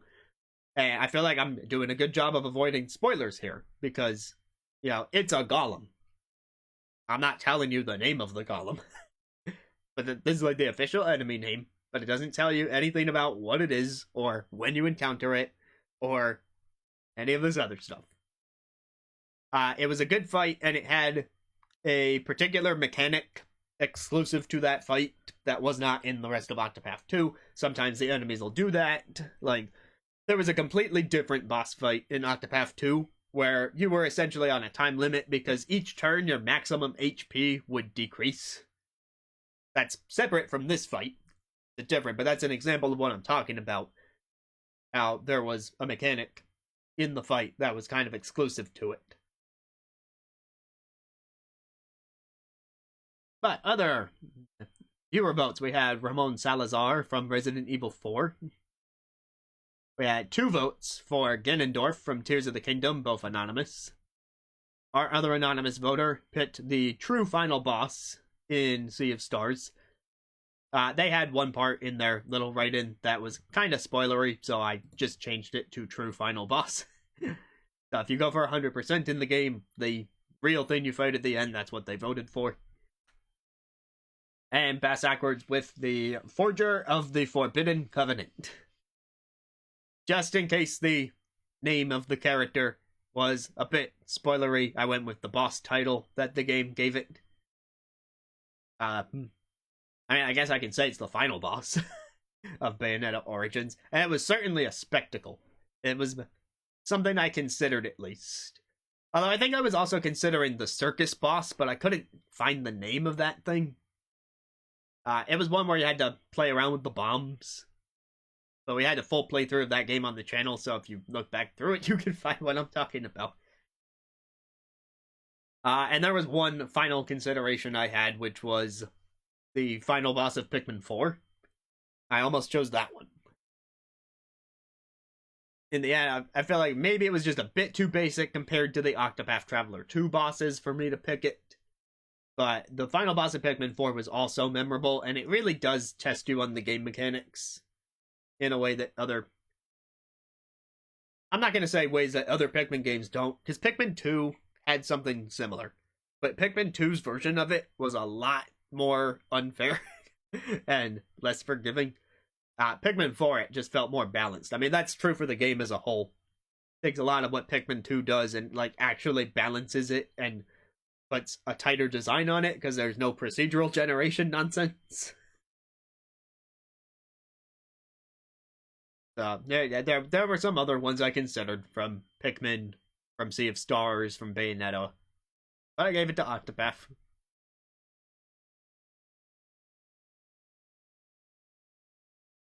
Alright, best level or area. This was a much easier decision for me, because I actually remembered areas more than I did bosses this year. I nominated Zelda Tears of the Kingdom because there were all sorts of new areas. Or, there were a couple new areas if you count things like the Sky Islands and the Depths. But you also had the familiar, yet different changes to all the places in Breath of the Wild. One thing, seeing Terrytown in the game was a little weird. Because guess who never did that side quest in Breath of the Wild, but then it became canon in Tears of the Kingdom. Yay! I get why. It would be weird for the people who did it if it wasn't an actual thing in Tears of the Kingdom. It was all weird because I missed it. I missed that quest entirely. So that's just funny to me. But yeah, like they do things in Tears of the Kingdom to change the areas, like how Death Mountain has all the lava dried up and such. So there's different ways to climb it. But I think the standout area for me in Tears of the Kingdom is the Depths. If I were to pick an area from that game. Like, it's very long and arguably featureless in a certain sense. At a certain point, it'll start to look very much the same. But, like, the idea of the Depths, where you can go down and slowly light it up and find the light routes that are connected to the shrines and fill out the map.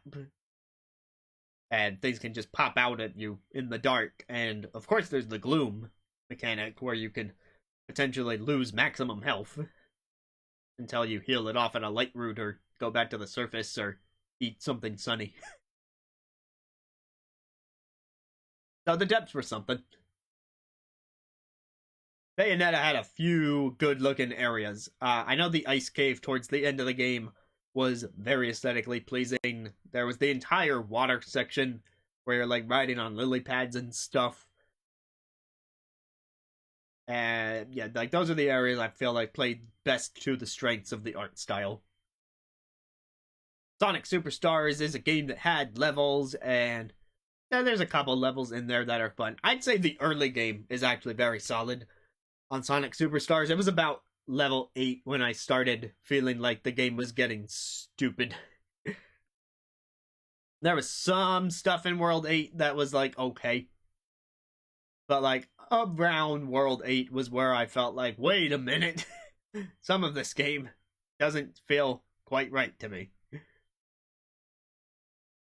Like, maybe it would go on too long, or maybe there would be like a really stupid mechanic, or some awkward jump you had to make. But like, for the early game, I was having a decent time with Sonic Superstars. Like, the first 7 levels were all pretty solid, but among them, I would say Pinball Carnival is the standout for aesthetic and mechanics. Although those can be a little infuriating depending on how you bounce.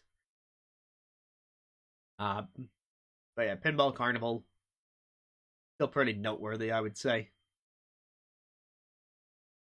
In the case of Sonic Superstars, I would probably just count the zone. Because some only had one, but some had two, and unless I can think of something specific in Act 1 or Act 2 that would put it over the top of the other one.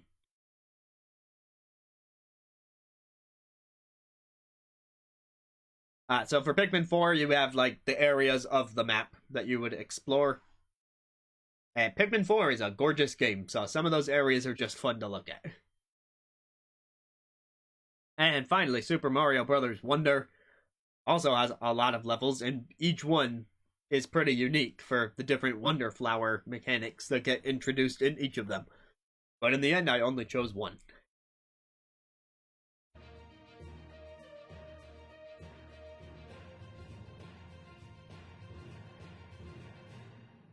I chose Blossom in Arcadia from Pikmin 4.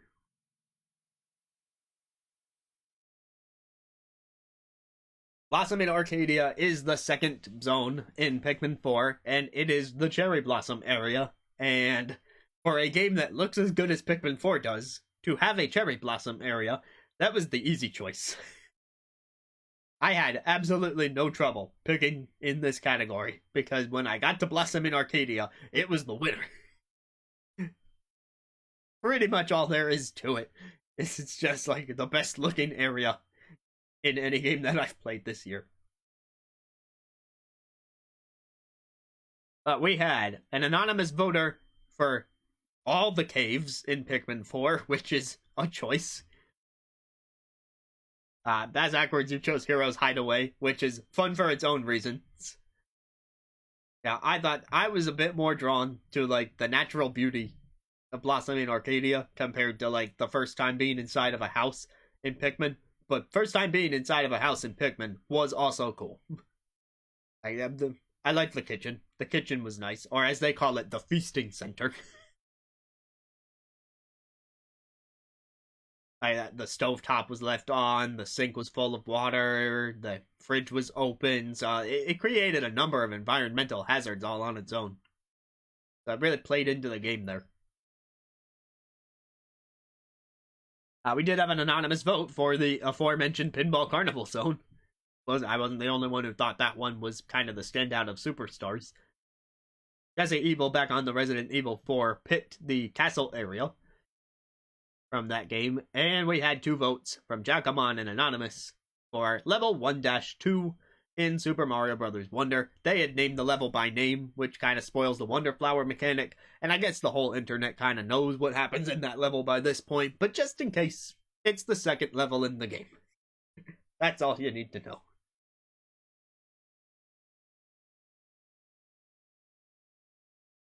Oh my god, there's less nominees on this one. It won't take as long. Best Narrative. These are the 4 games that I thought stood out as having most of it, like a story. Like, actually, a worthwhile story in any capacity. You see Persona 5 Tactica down there? It goes places that I did not expect it to go. It tells that story through a heck of a lot of cutscenes in between the battles. But when you get to some of those cutscenes, some things happen in the character's backstory. The new character, I should specify. Because, like, if you want the backstory of the Phantom Thieves, you should go play Persona 5 or Royal. But, yeah, they introduce a couple new characters in the spin-off game.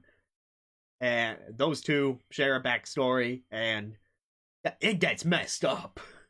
That's all I want to say about it. It's Did Persona 5 show much blood?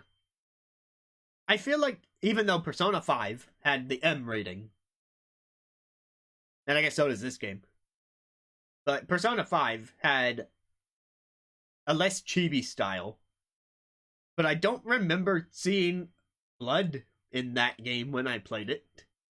I could be hugely misremembering. Maybe it was a lot gorier than I remember, but I feel like they really didn't show blood. Maybe some bruising on a certain character in Persona 5, but I don't remember seeing blood. Persona 5 Tactica's got blood. Like, somehow the Chibi spin-off is the one that decides that people need to get hurt in such a way that you're gonna see them bleed. And it happens on multiple occasions. So when I say the story gets messed up, I'm like, I did not expect the little chibi characters to have the most graphic in terms of violence backstory. So there, it caught me off guard, and that is why I am mentioning it here. Yeah, but it was an M-rated game to begin with. They could have done whatever the heck they wanted. Baldur's Gate 3 is on here because you have to account for a lot of choices in Baldur's Gate 3. Not everyone's going to have exactly the same narrative, and it's very character-driven, but they've built the world around this in mind, and they... What makes it a noteworthy narrative is the scenarios that you are put into. Like, you gotta be good about scenario writing when it comes to a D&D setting. Not just because you need to be ready for it to go in a number of directions, but because you need to give the player compelling choices. Like, you gotta be like, this is a tough situation. The choice is not going to be easy. You need to pick one of these options, and none of them are going to be the perfect option. So, crafting the scenario, as well as the options themselves, a lot goes into that, and there's a number of memorable characters that show up in the Baldur's Gate 3 narrative, so it earns my praise for those things. Octopath Traveler 2 improves on the first game in terms of narrative. I mean, it improves on the first game in pretty much every way, which is, how do you do that? But narrative is among them, because this time the 8 stories are actually more connected than they were originally. They're not amazingly connected. You're not playing the whole game with constant connections between the 8 stories. They're mostly still separate vignettes. But there are little interstitials that you can participate in, where like pairs of characters will get together and have something in common. And all 8 do come together at the very end if you play to 100%. Let's see. I wanted to shout out which vignettes I thought were the best of the 8. Throne is messed up in a way that it's not like bloody and violent like Persona 5 Tactica, but it's messed up in a very different sense, and you don't see it coming in the slightest. Like, it takes a sharp turn in the final chapter, and it's creepy. There's no other word besides creep. I've never felt such a sense of dread in a Team Asano game. But that one did it. Let's see. Oswald is a decent enough tale. It's your classic revenge plot for the most part, but it's done in a good way. There's high stakes. You even have a more lighthearted story in there this time. It kind of felt like everyone in Octopath 1 had to be serious all the time, but they decided this time, let's have a couple characters that are more lighthearted, have an easier going story. So Agnia, the dancer, is really more of an uplifting thing, not nearly as high stakes as someone like Throne or Oswald or Temenos. And Temenos I just mentioned there because he's a cleric, but he's a cleric who plays the role of a detective. You're solving a mystery throughout his story. But Agnia is just like living her life and trying to reach her aspirations and is just being a kind person to those around her. So there's a balance. Right? They're still pretty separate, all things considered, but tonally, there's more going on in this one. And finally on this list, you have the Cosmic Wheel Sisterhood, which, like, the main reason to play this game is the narrative.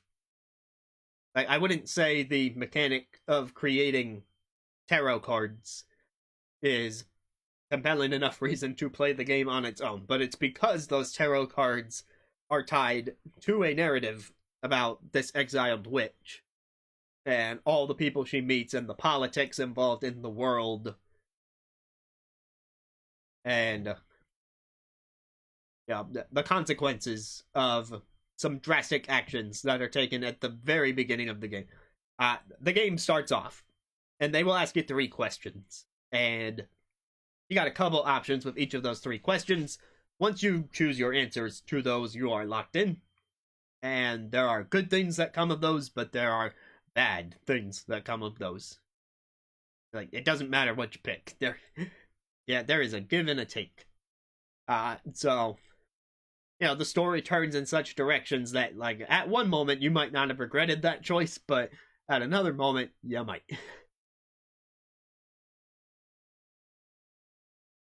It's a game about community first and foremost, I would say, about like the importance of letting other people into your life because you see the natural consequences of exilement and banishment and being alone.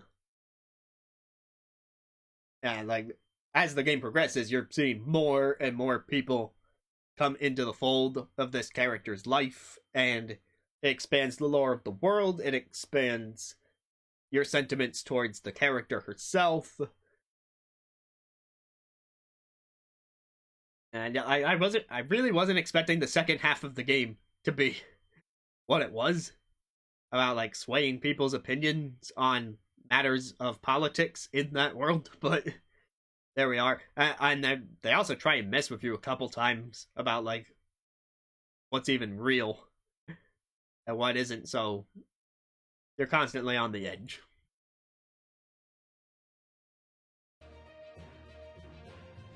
Anyway, only one of these narratives can take it. Maybe it was clear from that last little rant, but I'm giving it to the Cosmic Wheel Sisterhood.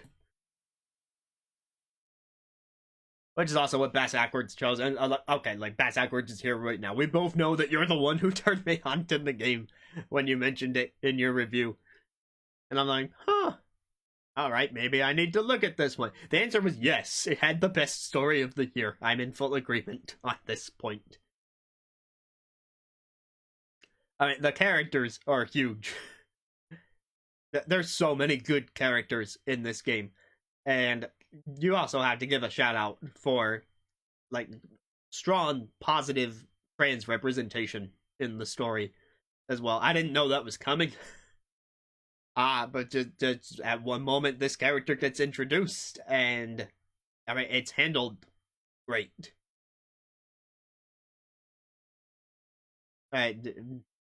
Absolutely beautiful on that front. The ambient soundtrack that we talked about earlier just helps set the mood for the whole thing. By the end of it, so much happens. I don't want to give away things because, I want to praise the story, but then be like, other people go play the story. I don't know if I've properly set up enough of the story to sell people on the premise here, but you're a witch. You've been banished. You have to make 3 incredibly tough choices during your banishment that will influence what happens with you and your community as other people start to visit you, and you work more people back into your life. There is a tarot card mechanic. I guess I should mention that this person in banishment is a fortune teller. But this fortune teller has a way to create her own cards. They're not exactly tarot cards according to the game, kind of based on that idea, but it's not the same as reading a tarot. It's like manifesting the future. Right, so there's a little bit of a random chance element with like which card are you going to draw on each of your playthrough. But that's partly influenced by what cards do you take the time to create in the first place. What choices do you make that influence the resources that you have to make those cards, which will influence how many cards you make and which cards you make and your chances of pulling the thing. And you have to assign those cards to different parts of the person's fortune, so you might use up a card on one part that says one thing, and then you have to You'd be forced into using whatever the next card is on the other thing, whether you like it or not. So hopefully that was enough incoherent rambling to be like, this is the story of the year. Go play it. We had viewer votes for Baldur's Gate 3, understandable. Octopath 2, also understandable. One write-in from Anonymous for Fire Emblem Engage. I left that off my nomination list because I feel like the narrative didn't get good until the second half. Like, if it takes half the game to get to the good part, then I'm not gonna nominate it. Cosmic Wheel does not take the first half to get to the good part. And Jesse Evil Resident Evil 4.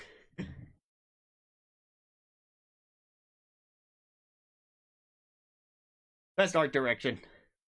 Besides the box, how did the games look in motion? There is Sea of Stars with its pixel style, Bayonetta with its crystal style, Hi-Fi Rush with its comic book style, Super Mario Bros. Wonder with its immaculate animations and its bright and vibrant, colorful look that's constantly changing with the Wonder Flowers, and there's Pikmin 4, which just takes these natural environments and, you know, it's more of a photo realist, not photorealistic, because it's still a cartoony sort of game, but I don't know, photo is the first word that came to mind, because like you could take pictures of this environment and it would look great. So, which one was my favorite?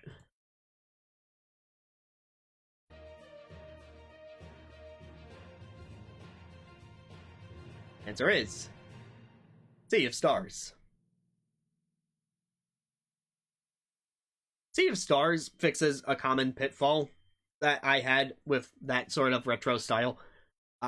Some time ago, I tried playing a game called Crosscode, and one of several issues that I had with that game was that I couldn't often discern on what layer certain things were in the environment. Like, is this ledge higher up than that ledge, or is it the other way around? I never had that issue in Sea of Stars. Like, it does the pixel graphics in the right way. And there are some moments later in the game where somehow like, the visuals transcend the style they're going for. Like, in certain moments of motion, there was just a very particular story moment that I don't want to spoil, but what's happening on the screen is amazing. And as soon as I saw that, I knew that for best art direction, this game would be the winner. Because I had not laid eyes on something that spectacular in any of the other games.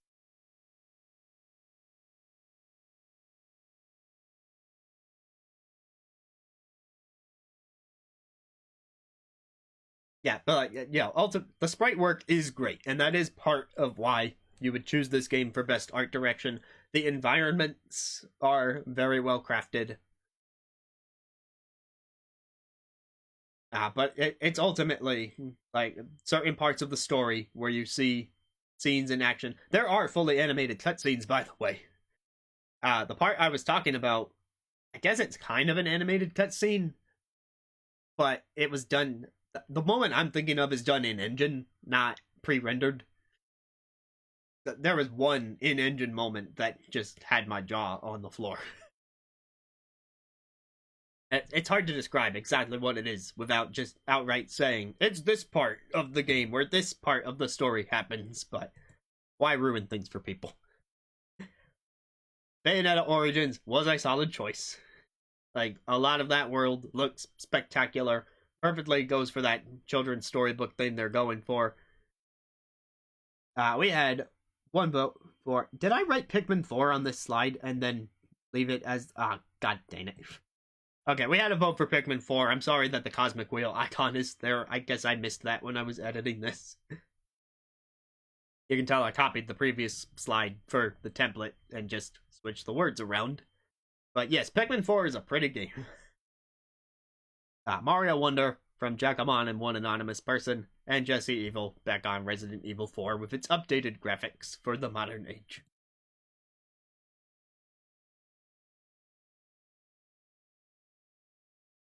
Alright, best update in DLC. These games got new content. I had more than this written on the ballot so that people would be more aware of what came out this year. Like, Horizon Forbidden West got DLC, and Cyberpunk got an expansion, but I don't have a PlayStation. So, for this particular image here, I've just narrowed it down a bit to ones that I was considering. A little to the left had some fun new levels featuring cupboards and drawers, and there's some creative things that they do with the fact that, cupboards and drawers have to be opened, and there's different compartments inside of those, and so there's some points where they just have some fun with, like, stuff inside of other stuff, and so that adds to the puzzly element of the game. Xenoblade Chronicles 3 got an entire story expansion in the form of Future Redeemed. It's the best part of Xenoblade 3. Mario Kart 8 Deluxe. The Booster Course Pass was introduced in 2022, but it went into 2023 with the second half. Waves 4, 5, and 6. So half of those courses came this year, and we got the surprise of, like, new characters. Some of those courses are absolutely spectacular, like Yoshi's Island was in Wave 4. Just to put that in perspective. Sonic Frontiers got a free update called The Last Horizon, which added a bit to the story, as well as more playable characters. But Sonic, Amy... Sonic was already playable, you dum-dum. Amy, Tails, and Knuckles became playable. And Pokemon decided to do the DLC thing again, and both waves managed to make it by the end of 2023. So we got this entire side story involving 2 transfer students, and it gives you several new areas to roam around, and a lot more Pokemon to catch. With some additional story objectives, some new legendaries, whatnot, it's all solid. Yeah, I think there's a hard mode in there, but also the DLC story expansion, like, it was so hard that they had to add that there was a patch to make it easier. So, there was that. And again, there's other DLC that I didn't list on this particular slide, like Dimension Shell Shock for TMNT Shredder's Revenge. That's another decent example, but that one's mostly about an endless mode and adding a couple characters. So I didn't get around to that one. But Shredder's Revenge is a good game, so I figured to mention it. Anyway, what did I pick?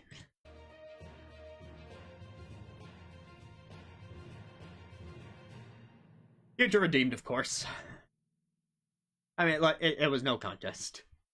Sorry, like, other DLC had no chance. And the year where Future Redeemed came out, it lived up to its name. It redeemed the base game of Xenoblade 3. Like, base game of Xenoblade 3, it theoretically should have been my game of the year last year if it had done all that I was expecting it to do. But it didn't really live up to what I wanted it to do. And so a couple other games supplanted it that year. That was mildly disappointing. It was still a solid game, but it felt like it was missing something. And everything that I felt it was missing was in Future Redeemed. So this is the year that Xenoblade 3 wins something from me. The year that it adds what I wanted. I guess its past has been redeemed. There's some great new characters in Future Redeemed. There's some great new music in Future Redeemed. There's some great new environments in Future Redeemed. There's some story developments that are freaking major in Future Redeemed. And I actually teared up at the last line of dialogue that was delivered. And if you play Future Redeemed and you hear what the last line of dialogue is, you might not understand why someone would tear up at it. You might think, that's it? Why would that make you cry? Well, I don't know. It's just because of the connection it has to the past Xenoblade games. It brings something back full circle in just the right way. And so I guess it was more a tear of satisfaction. Not getting into what that is, of course, but yeah,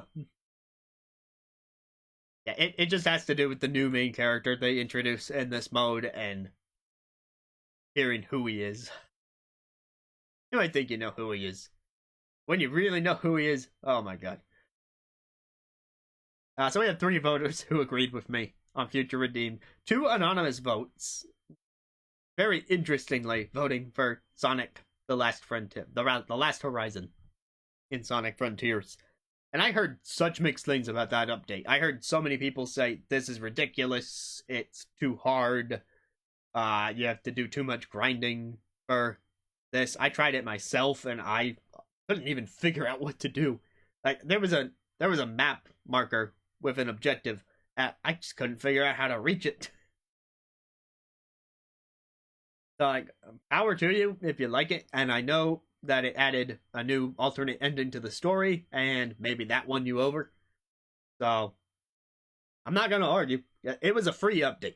That's one thing about The Last Horizon. Here to redeem something you had to shell out money for with the expansion pass. Final Horizon, on the other hand, it was free. You just got more of a game that you enjoyed for no additional cost, and that's a very nice thing of Sega to have done, in a sense. So, you know, that's cool. Jesse Evil put in separate ways. I didn't nominate that one just because the game came out this year, and I was trying to focus on games that were out prior to 2023. But hey, I'm glad you enjoyed the expansion to Resident Evil 4 that came out later in 2023.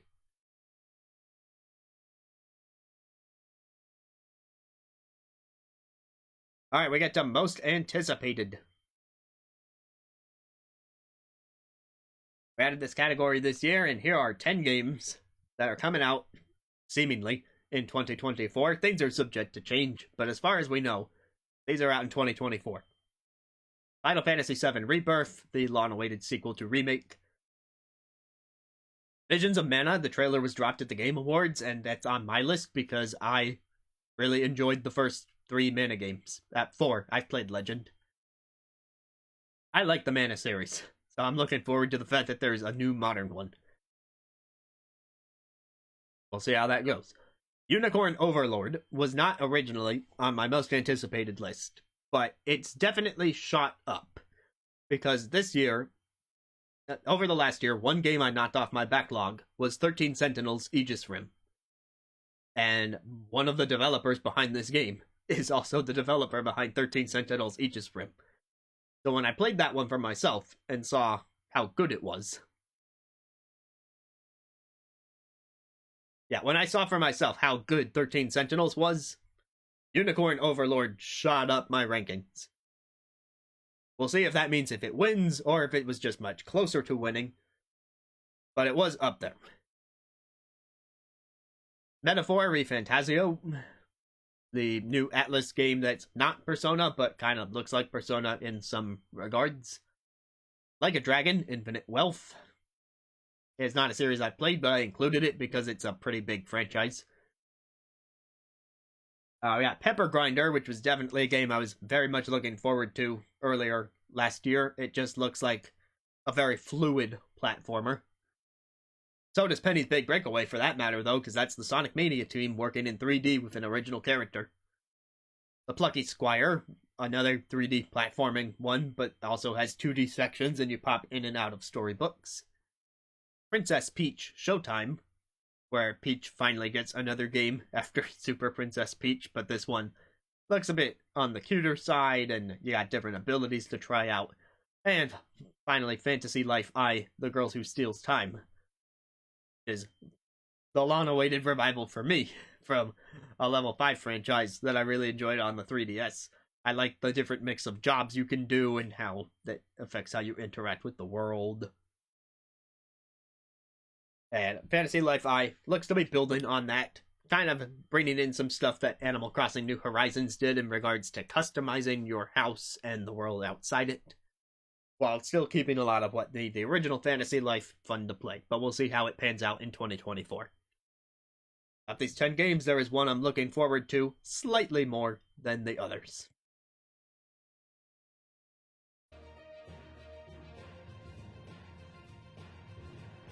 My winner is the Plucky Squire. Where's the slide? Put the slide back. I chose the Plucky Squire. I like me a 3D platformer. I like me a cute game in the vein of like Wandersong or those other little 2D indie type games that I've played. The Plucky Squire just looks immaculate. It looks fun. It looks energetic. It looks vibrant. Yeah, I've also been into those good feel games like Kirby's Epic Yarn and Yoshi's Crafted World. And so having this be like a diegetic storybook world where you can see the storybook environment, but then also pop out of it and see what's in the real world around it, it's got so much potential, and I'm looking forward to it quite a bit. That's why I chose that one. It was a close race, because like Nick Ditto, I'm also looking forward to Fantasy Life I. That one was more of an established franchise, and it looks to be heading in the right direction compared to where the first game was. It could still possibly be botched. We don't know yet, but I am looking forward to that one. And then I'd say Unicorn Overlord was probably my number 3. When I say it shot up, when I say Unicorn Overlord shot up, I'm like, I wasn't even thinking about this game too. Now it's the 3rd most anticipated game on my list. So I've pre-ordered that one. Yeah, we'll see how that goes with the Vanillaware. But yeah, we voted for the same game, Bass Ackroyd's Plucky Squire. 1 anonymous vote for Like a Dragon Infinite Wealth. Nice. 2 votes from Jackamon and Jesse Evil for Final Fantasy VII Rebirth. I understand the hype behind that one, but there's no way I could pick that for myself, because it's going to be PS5 exclusive when it launches. And I haven't played Remake yet. I've barely played the original now.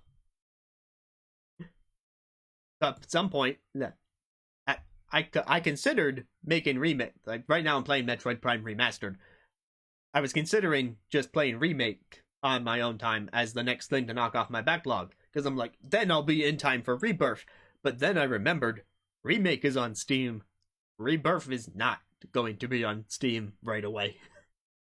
It might join Steam like a year later, but then it'll be too late to include it in a 2024 discussion. So that means I can wait a bit longer on playing Remake. Yeah. And then, of course, that's if I even like Remake. Like, yeah. First, I have to enjoy Remake. I enjoyed the original enough, and I expect that Remake's gonna be good. But if I don't like Remake, then I won't be looking forward to Rebirth. So yeah, couple reasons why I couldn't vote for that one, but I understand why people did. 1 anonymous vote for Metaphor, and 1 anonymous vote for Visions of Mana. Visions of Mana, it's too early for me to say if they're gonna botch that one or not. As much as I really like that series, that's why it couldn't be my number 1 most anticipated. And yeah, Peach looks fun, but Peach runs the risk of being too much like a minigame collection and not enough like a full game. Just based on what we've seen of it. If it ends up just being a bunch of minigames, it could still be fun.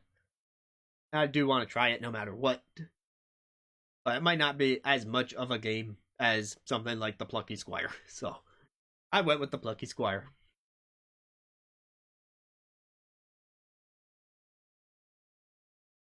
Ah, this part.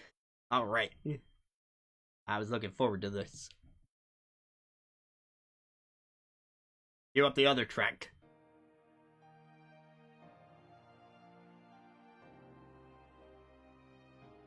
The Azran Awards now presents the Because I Said So category. This category does not have nominees. It has nothing but winners. Winners selected by myself and by various voters. These games did not have a spot in the awards previously, but we have made room for them. We have crafted our own awards for these games because we said so. So I'm going to present each award now to each of these outstanding games for various reasons.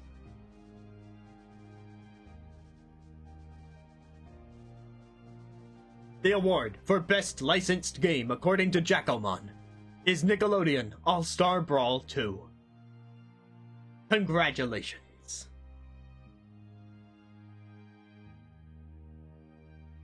The award for being epic, as bequeathed by an anonymous voter, goes to Small Saga.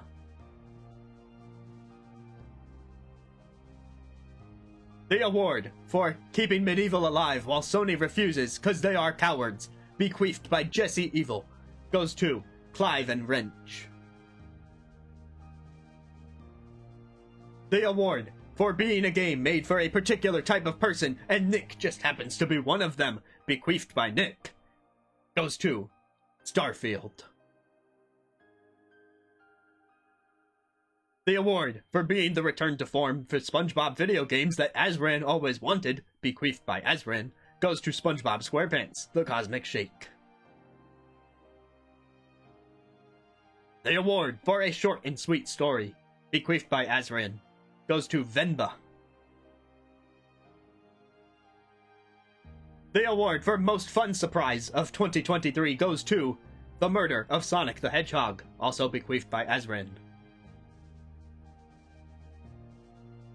And finally, the best of Azran's backlog, as bequeathed by Azran, is a three-way tie between 13 Sentinels Aegis Rim, Persona 5 Strikers, and Ghost Trick Phantom Detective.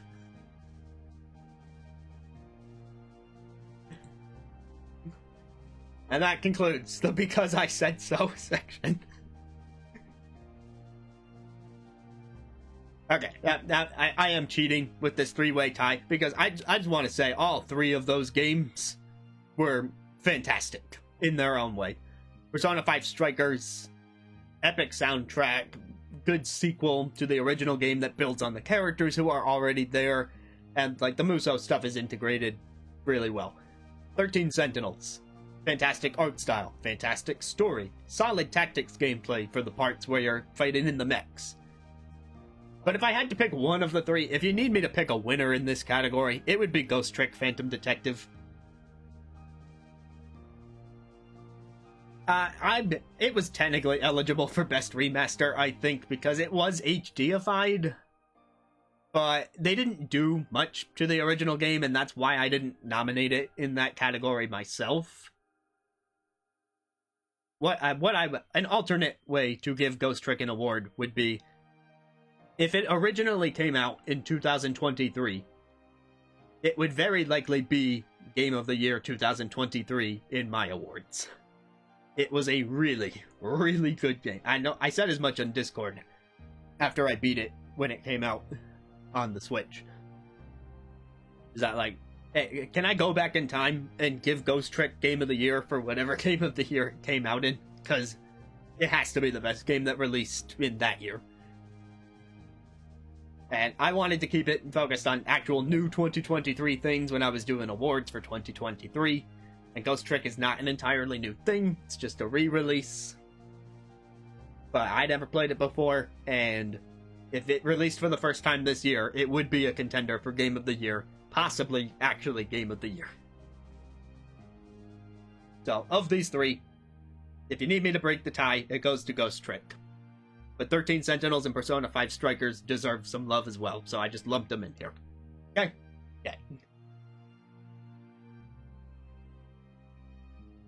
And if anyone's looking for this song in the YouTube audio library, it is Procession by Geographer.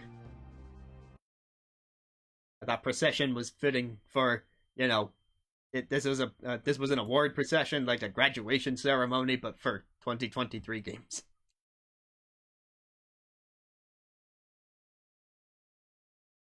Alright, so yeah, that's everyone's write-in categories.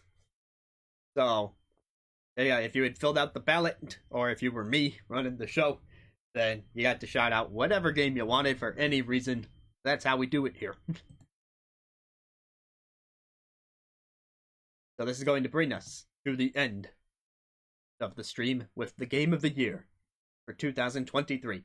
I narrowed it down, for me personally, to the 6 games you see here. Sea of Stars, Baldur's Gate 3, Zelda Tears of the Kingdom, Pikmin 4, Mario Wonder, and Octopath Traveler 2.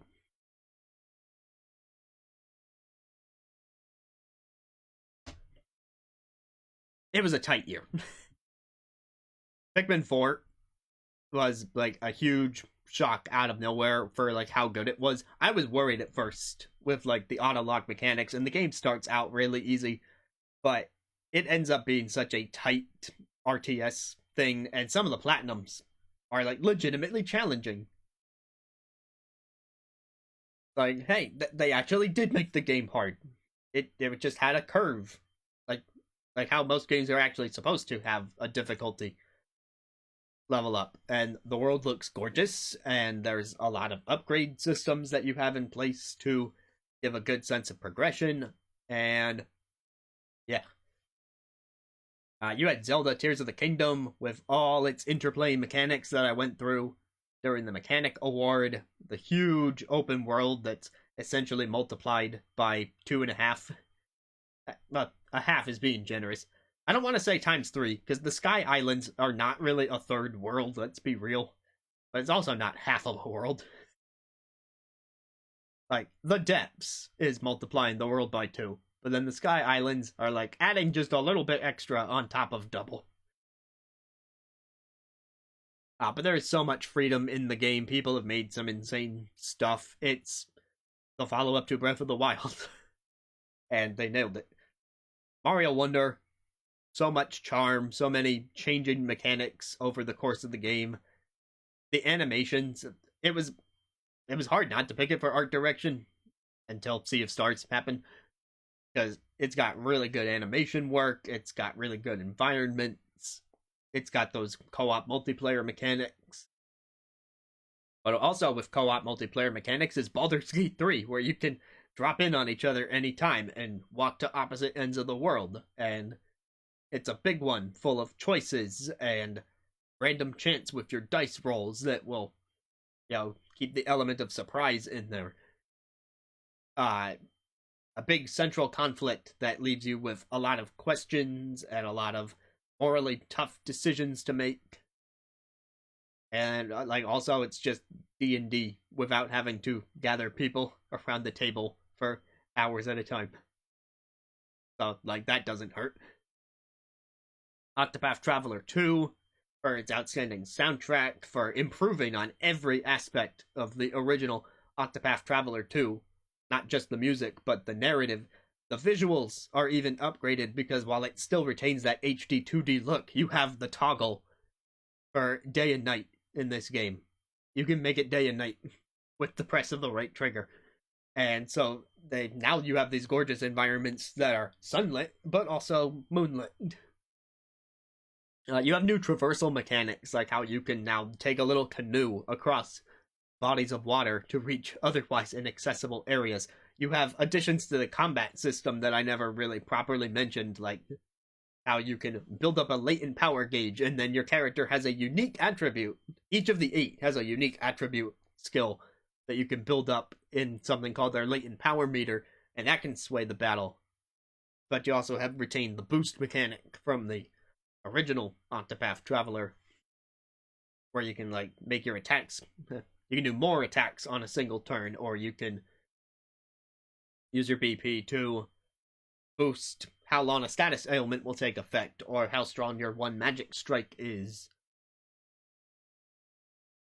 And that's on top of the enemy breaking system, where they have the weaknesses and you need to break them. But that same breaking system shows up in Sea of Stars, where I already went into massive detail about how interconnected all the systems are in battle. Everything feeds into itself. It's so satisfying. It's got another solid soundtrack of its own. It was my favorite visual game of the year. I had my favorite song of the year. It harkens back to a lot of RPGs that I tend to like, with action commands, with I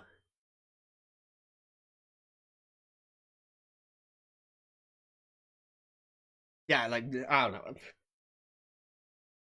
I can't think of anything to say that I didn't already say about it. So, here's what I'm going to do now. We're going to cut these nominees in half, and I'm going to show you my top 3.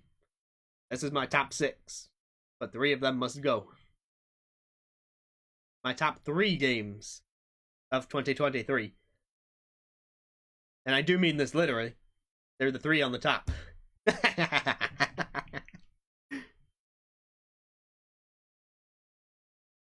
So Baldur's Gate 3, I'm still in Area 1. And I can say plenty of good things. I can say plenty of good things about Baldur's Gate 3 based on what I have played. But I haven't left the first area. Either because I get stuck on a battle, or because there's just too much to look at. I've tried 2 different characters in Baldur's Gate 3, and there's still points where I get stuck on the combat, even on the easiest difficulty. So, I'm sorry, I didn't get far enough in that game to justify naming it as a Game of the Year. I thought about it. In my top 6. Not my top 3, though. Mario Wonder, it was over too quickly. It felt like... I mean, it offered a lot in the time that it had, but compared to the top 3 games on this list, it felt more basic. But it was still a really good Mario game. Like, really good. That one's probably my number 6. And Baldur's Gate is probably my number 5, which would make Tears of the Kingdom my number 4, and like, that must be a harsh statement to some people. To be like, Tears of the Kingdom was your 4th favorite game of 2023, and to that I'd say yes. Yes, it was. Yes, indeed, it was. Yeah, what did I not like as much in Tears of the Kingdom? I mean, there could have been more Sky. But no, that's not why I would lower it to number 4 on its own. Oh, I remember. God, I was looking forward to dungeons. Right, yeah, there was all the speculation that, like, you know, proper dungeons are back in this one, as opposed to what they did with the Divine Beasts. And they kind of did the Divine Beast thing again, sort of. Not exactly, because you didn't have the mechanism like you did on the Divine Beast. The main thing with Divine Beast was you would get to the mechanism, and you would control the Divine Beast, like, you know, tilting the bird, for example. And you would use that to reach the different terminals inside. There were like a bunch of mini puzzles involved in doing that, and you could practically do them in any order. These dungeons in Tears of the Kingdom, the temples, like, they are a bit more linearly designed. There's certainly a set path for you to take, but there were some cases where other mechanics in the game that give you freedom of choice just utterly break any sort of reason to do the intended solution to a puzzle. Like, why should I figure out how to launch this minecart with this rocket at just the right angle to reach the place where they want me to go, when I could just put the rocket on my shield and go straight up? Or why should I figure out how to navigate upward ever if I can just find rockets and strap them to my shield? And I understand why people like that freedom of choice, but I prefer the puzzles. And if you're given such an easy way to break the puzzles, then you are depriving me of my puzzle. I mean, I could ignore the rockets, I guess, but they're around. For some puzzles, they actually expect you to use things like rockets. That's a little tough to tell sometimes. Anyway, these are my top 3 games right here. All of them are pretty great for different reasons. It was a close race, but we're gonna end things. Bring back that music.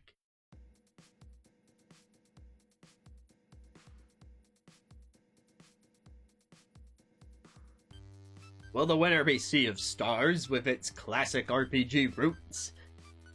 Will the winner be Octopath Traveler 2 with its classic RPG roots? Or will the winner be Pikmin 4 with its tree roots that are used to grow Pikmin from the ground, and you pluck them and they can grow flowers which have roots?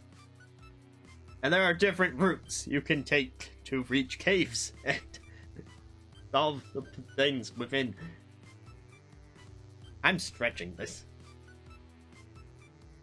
I am absolutely stretching this. It's gotta be one of these games. And you know I chose one already. I have the slide ready to go. I just have to hit the button and it's gonna move the picture to the next picture. That's how PowerPoint works. When I do that, it will show you that I have selected not 2, not 3, but 1. of these games as my favorite of the year. I'm kind of letting the song build as I ramble like this. So before I reveal Game of the Year, and then we'll be ending stream shortly after that, thank you for the people who voted on the ballot. Yes, it's Root. How did you know? It's actually Root 6.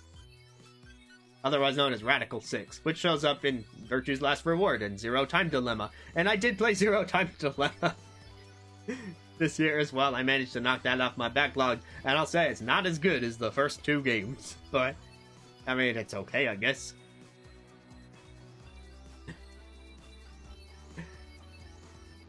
Yeah, you can tell I like RPGs, but I also like what Pikmin 4 had to offer because, you know, I'm a perfectionist at heart.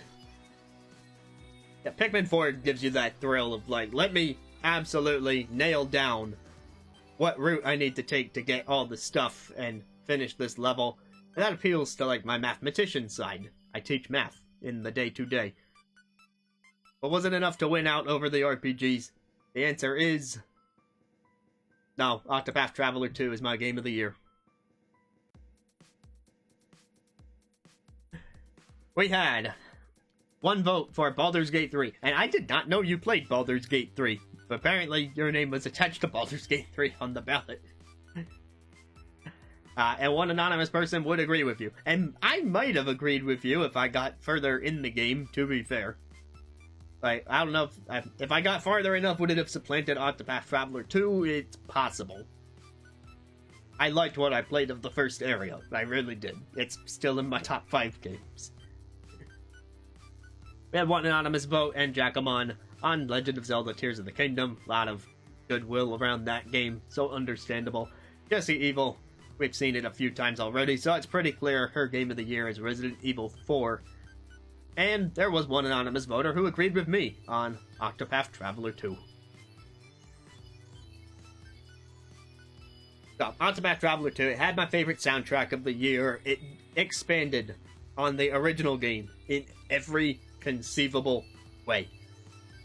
I'm going to put out the argument that it is objectively better than Octopath Traveler 1, which was already a really, really good game. Everything you like about Octopath Traveler 1 is there, but there's more, and the more makes it better.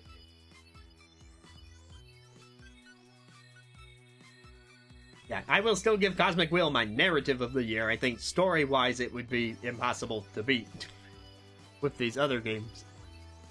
But story alone doesn't make the game. The HD 2D visuals that shine in all sorts of different day and night lighting systems in the game, the stellar soundtrack that was absolutely the best of the year, the solid stories that didn't pass Cosmic Wheel but still made for a compelling enough experience.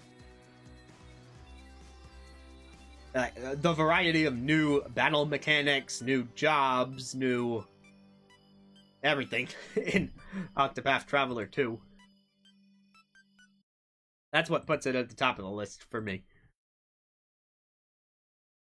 But it was a little tough narrowing it down because Sea of Stars put up a good fight. Sea of Stars that I would... Final ranking, Sea of Stars number 2, Pikmin 4 number 3. Then Tears of the Kingdom, then Baldur's Gate, then Mario Wonder. Anything past that, I don't know. But those are my top 6 of the year, in order this time. Alright, what was the other thing I was about to say about it? There was something I was going to say about it. Oh, right. What ultimately helps to solidify my choice for Game of the Year is, like, what's the one that grips me, and then I don't want to stop playing it for a single second.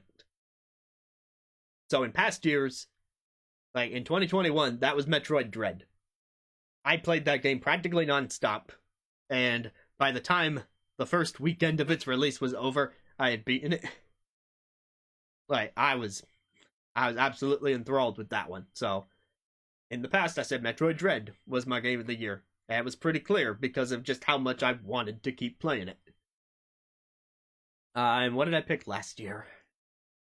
Last year was Triangle Strategy. which maybe didn't hit that mark quite as much because I felt like last year was a little weaker compared to this year in terms of the overall offerings. But there was enough going on in Triangle Strategy that felt good coming back to it, especially when it got later in the game and things really picked up. But Octopath Traveler 2 was that game this year. I was playing a couple different games around the time it came out. I was still trying to finish Fire Emblem Engage, and I still had just barely started Hi-Fi Rush, and those came out prior to Octopath Traveler 2. But then Octopath Traveler 2 came out, and I stopped playing both of those other games, and most of my time went straight into Octopath Traveler 2. Like, oh, let's get through this area, let's fight all these enemies, let's do this chapter of this character's story. Oh, let's 100% the game. I 100%ed the game. That's another pretty clear indicator. I didn't stop at the point where I'm like, well, I technically beat the game. I'm like, no, I did everything. I did all the side quests. I did the optional final thing where your 8 characters unite in an epilogue and have one final boss to fight all together. I went off to like islands on the ocean and like fought things I didn't need to fight just to see if I could beat them. And I did. I did beat them. So that's the determining factor right there. I didn't want to stop playing, and until I physically ran out of stuff to do in the game, I didn't. So hopefully that's enough good word of mouth for you to believe that I have good reason to pick Octopath Traveler 2 as the best game overall of 2023.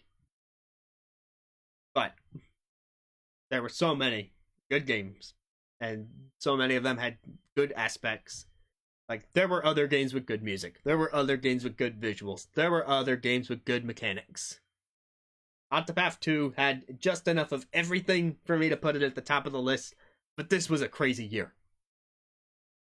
Like, 2022, it was kind of hard to decide because everything felt a bit more middling. And like, Triangle Strategy comes out at the top of it. 2021, Metroid Dread was very clearly above every other game that year, except maybe Psychonauts 2. That one came close. Like, 2021, there were like a couple standout games, and it was just narrowing it down from those. But this year, absolutely the toughest to decide ever since I started doing these.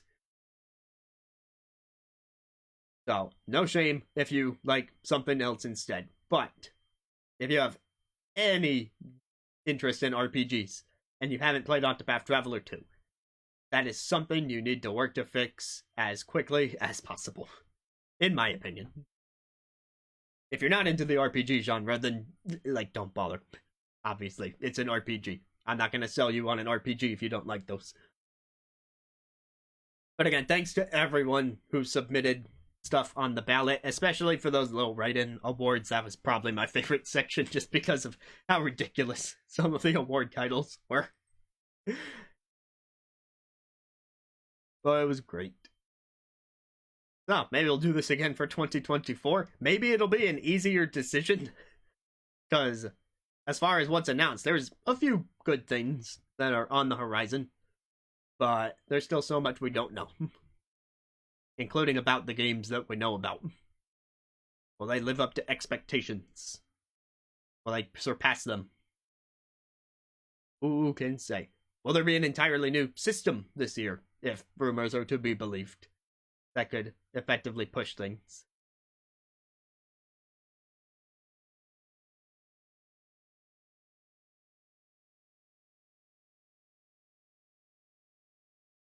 Yeah. And again, I meant to do this back in December, but then this was the year of me getting sick. I don't know why I've been getting sick in 2023. Hopefully 2024 is, not quite like that. Alright, but thanks to everyone for their submissions. Thank you, Bass Backwards, for being here for the conversation tonight.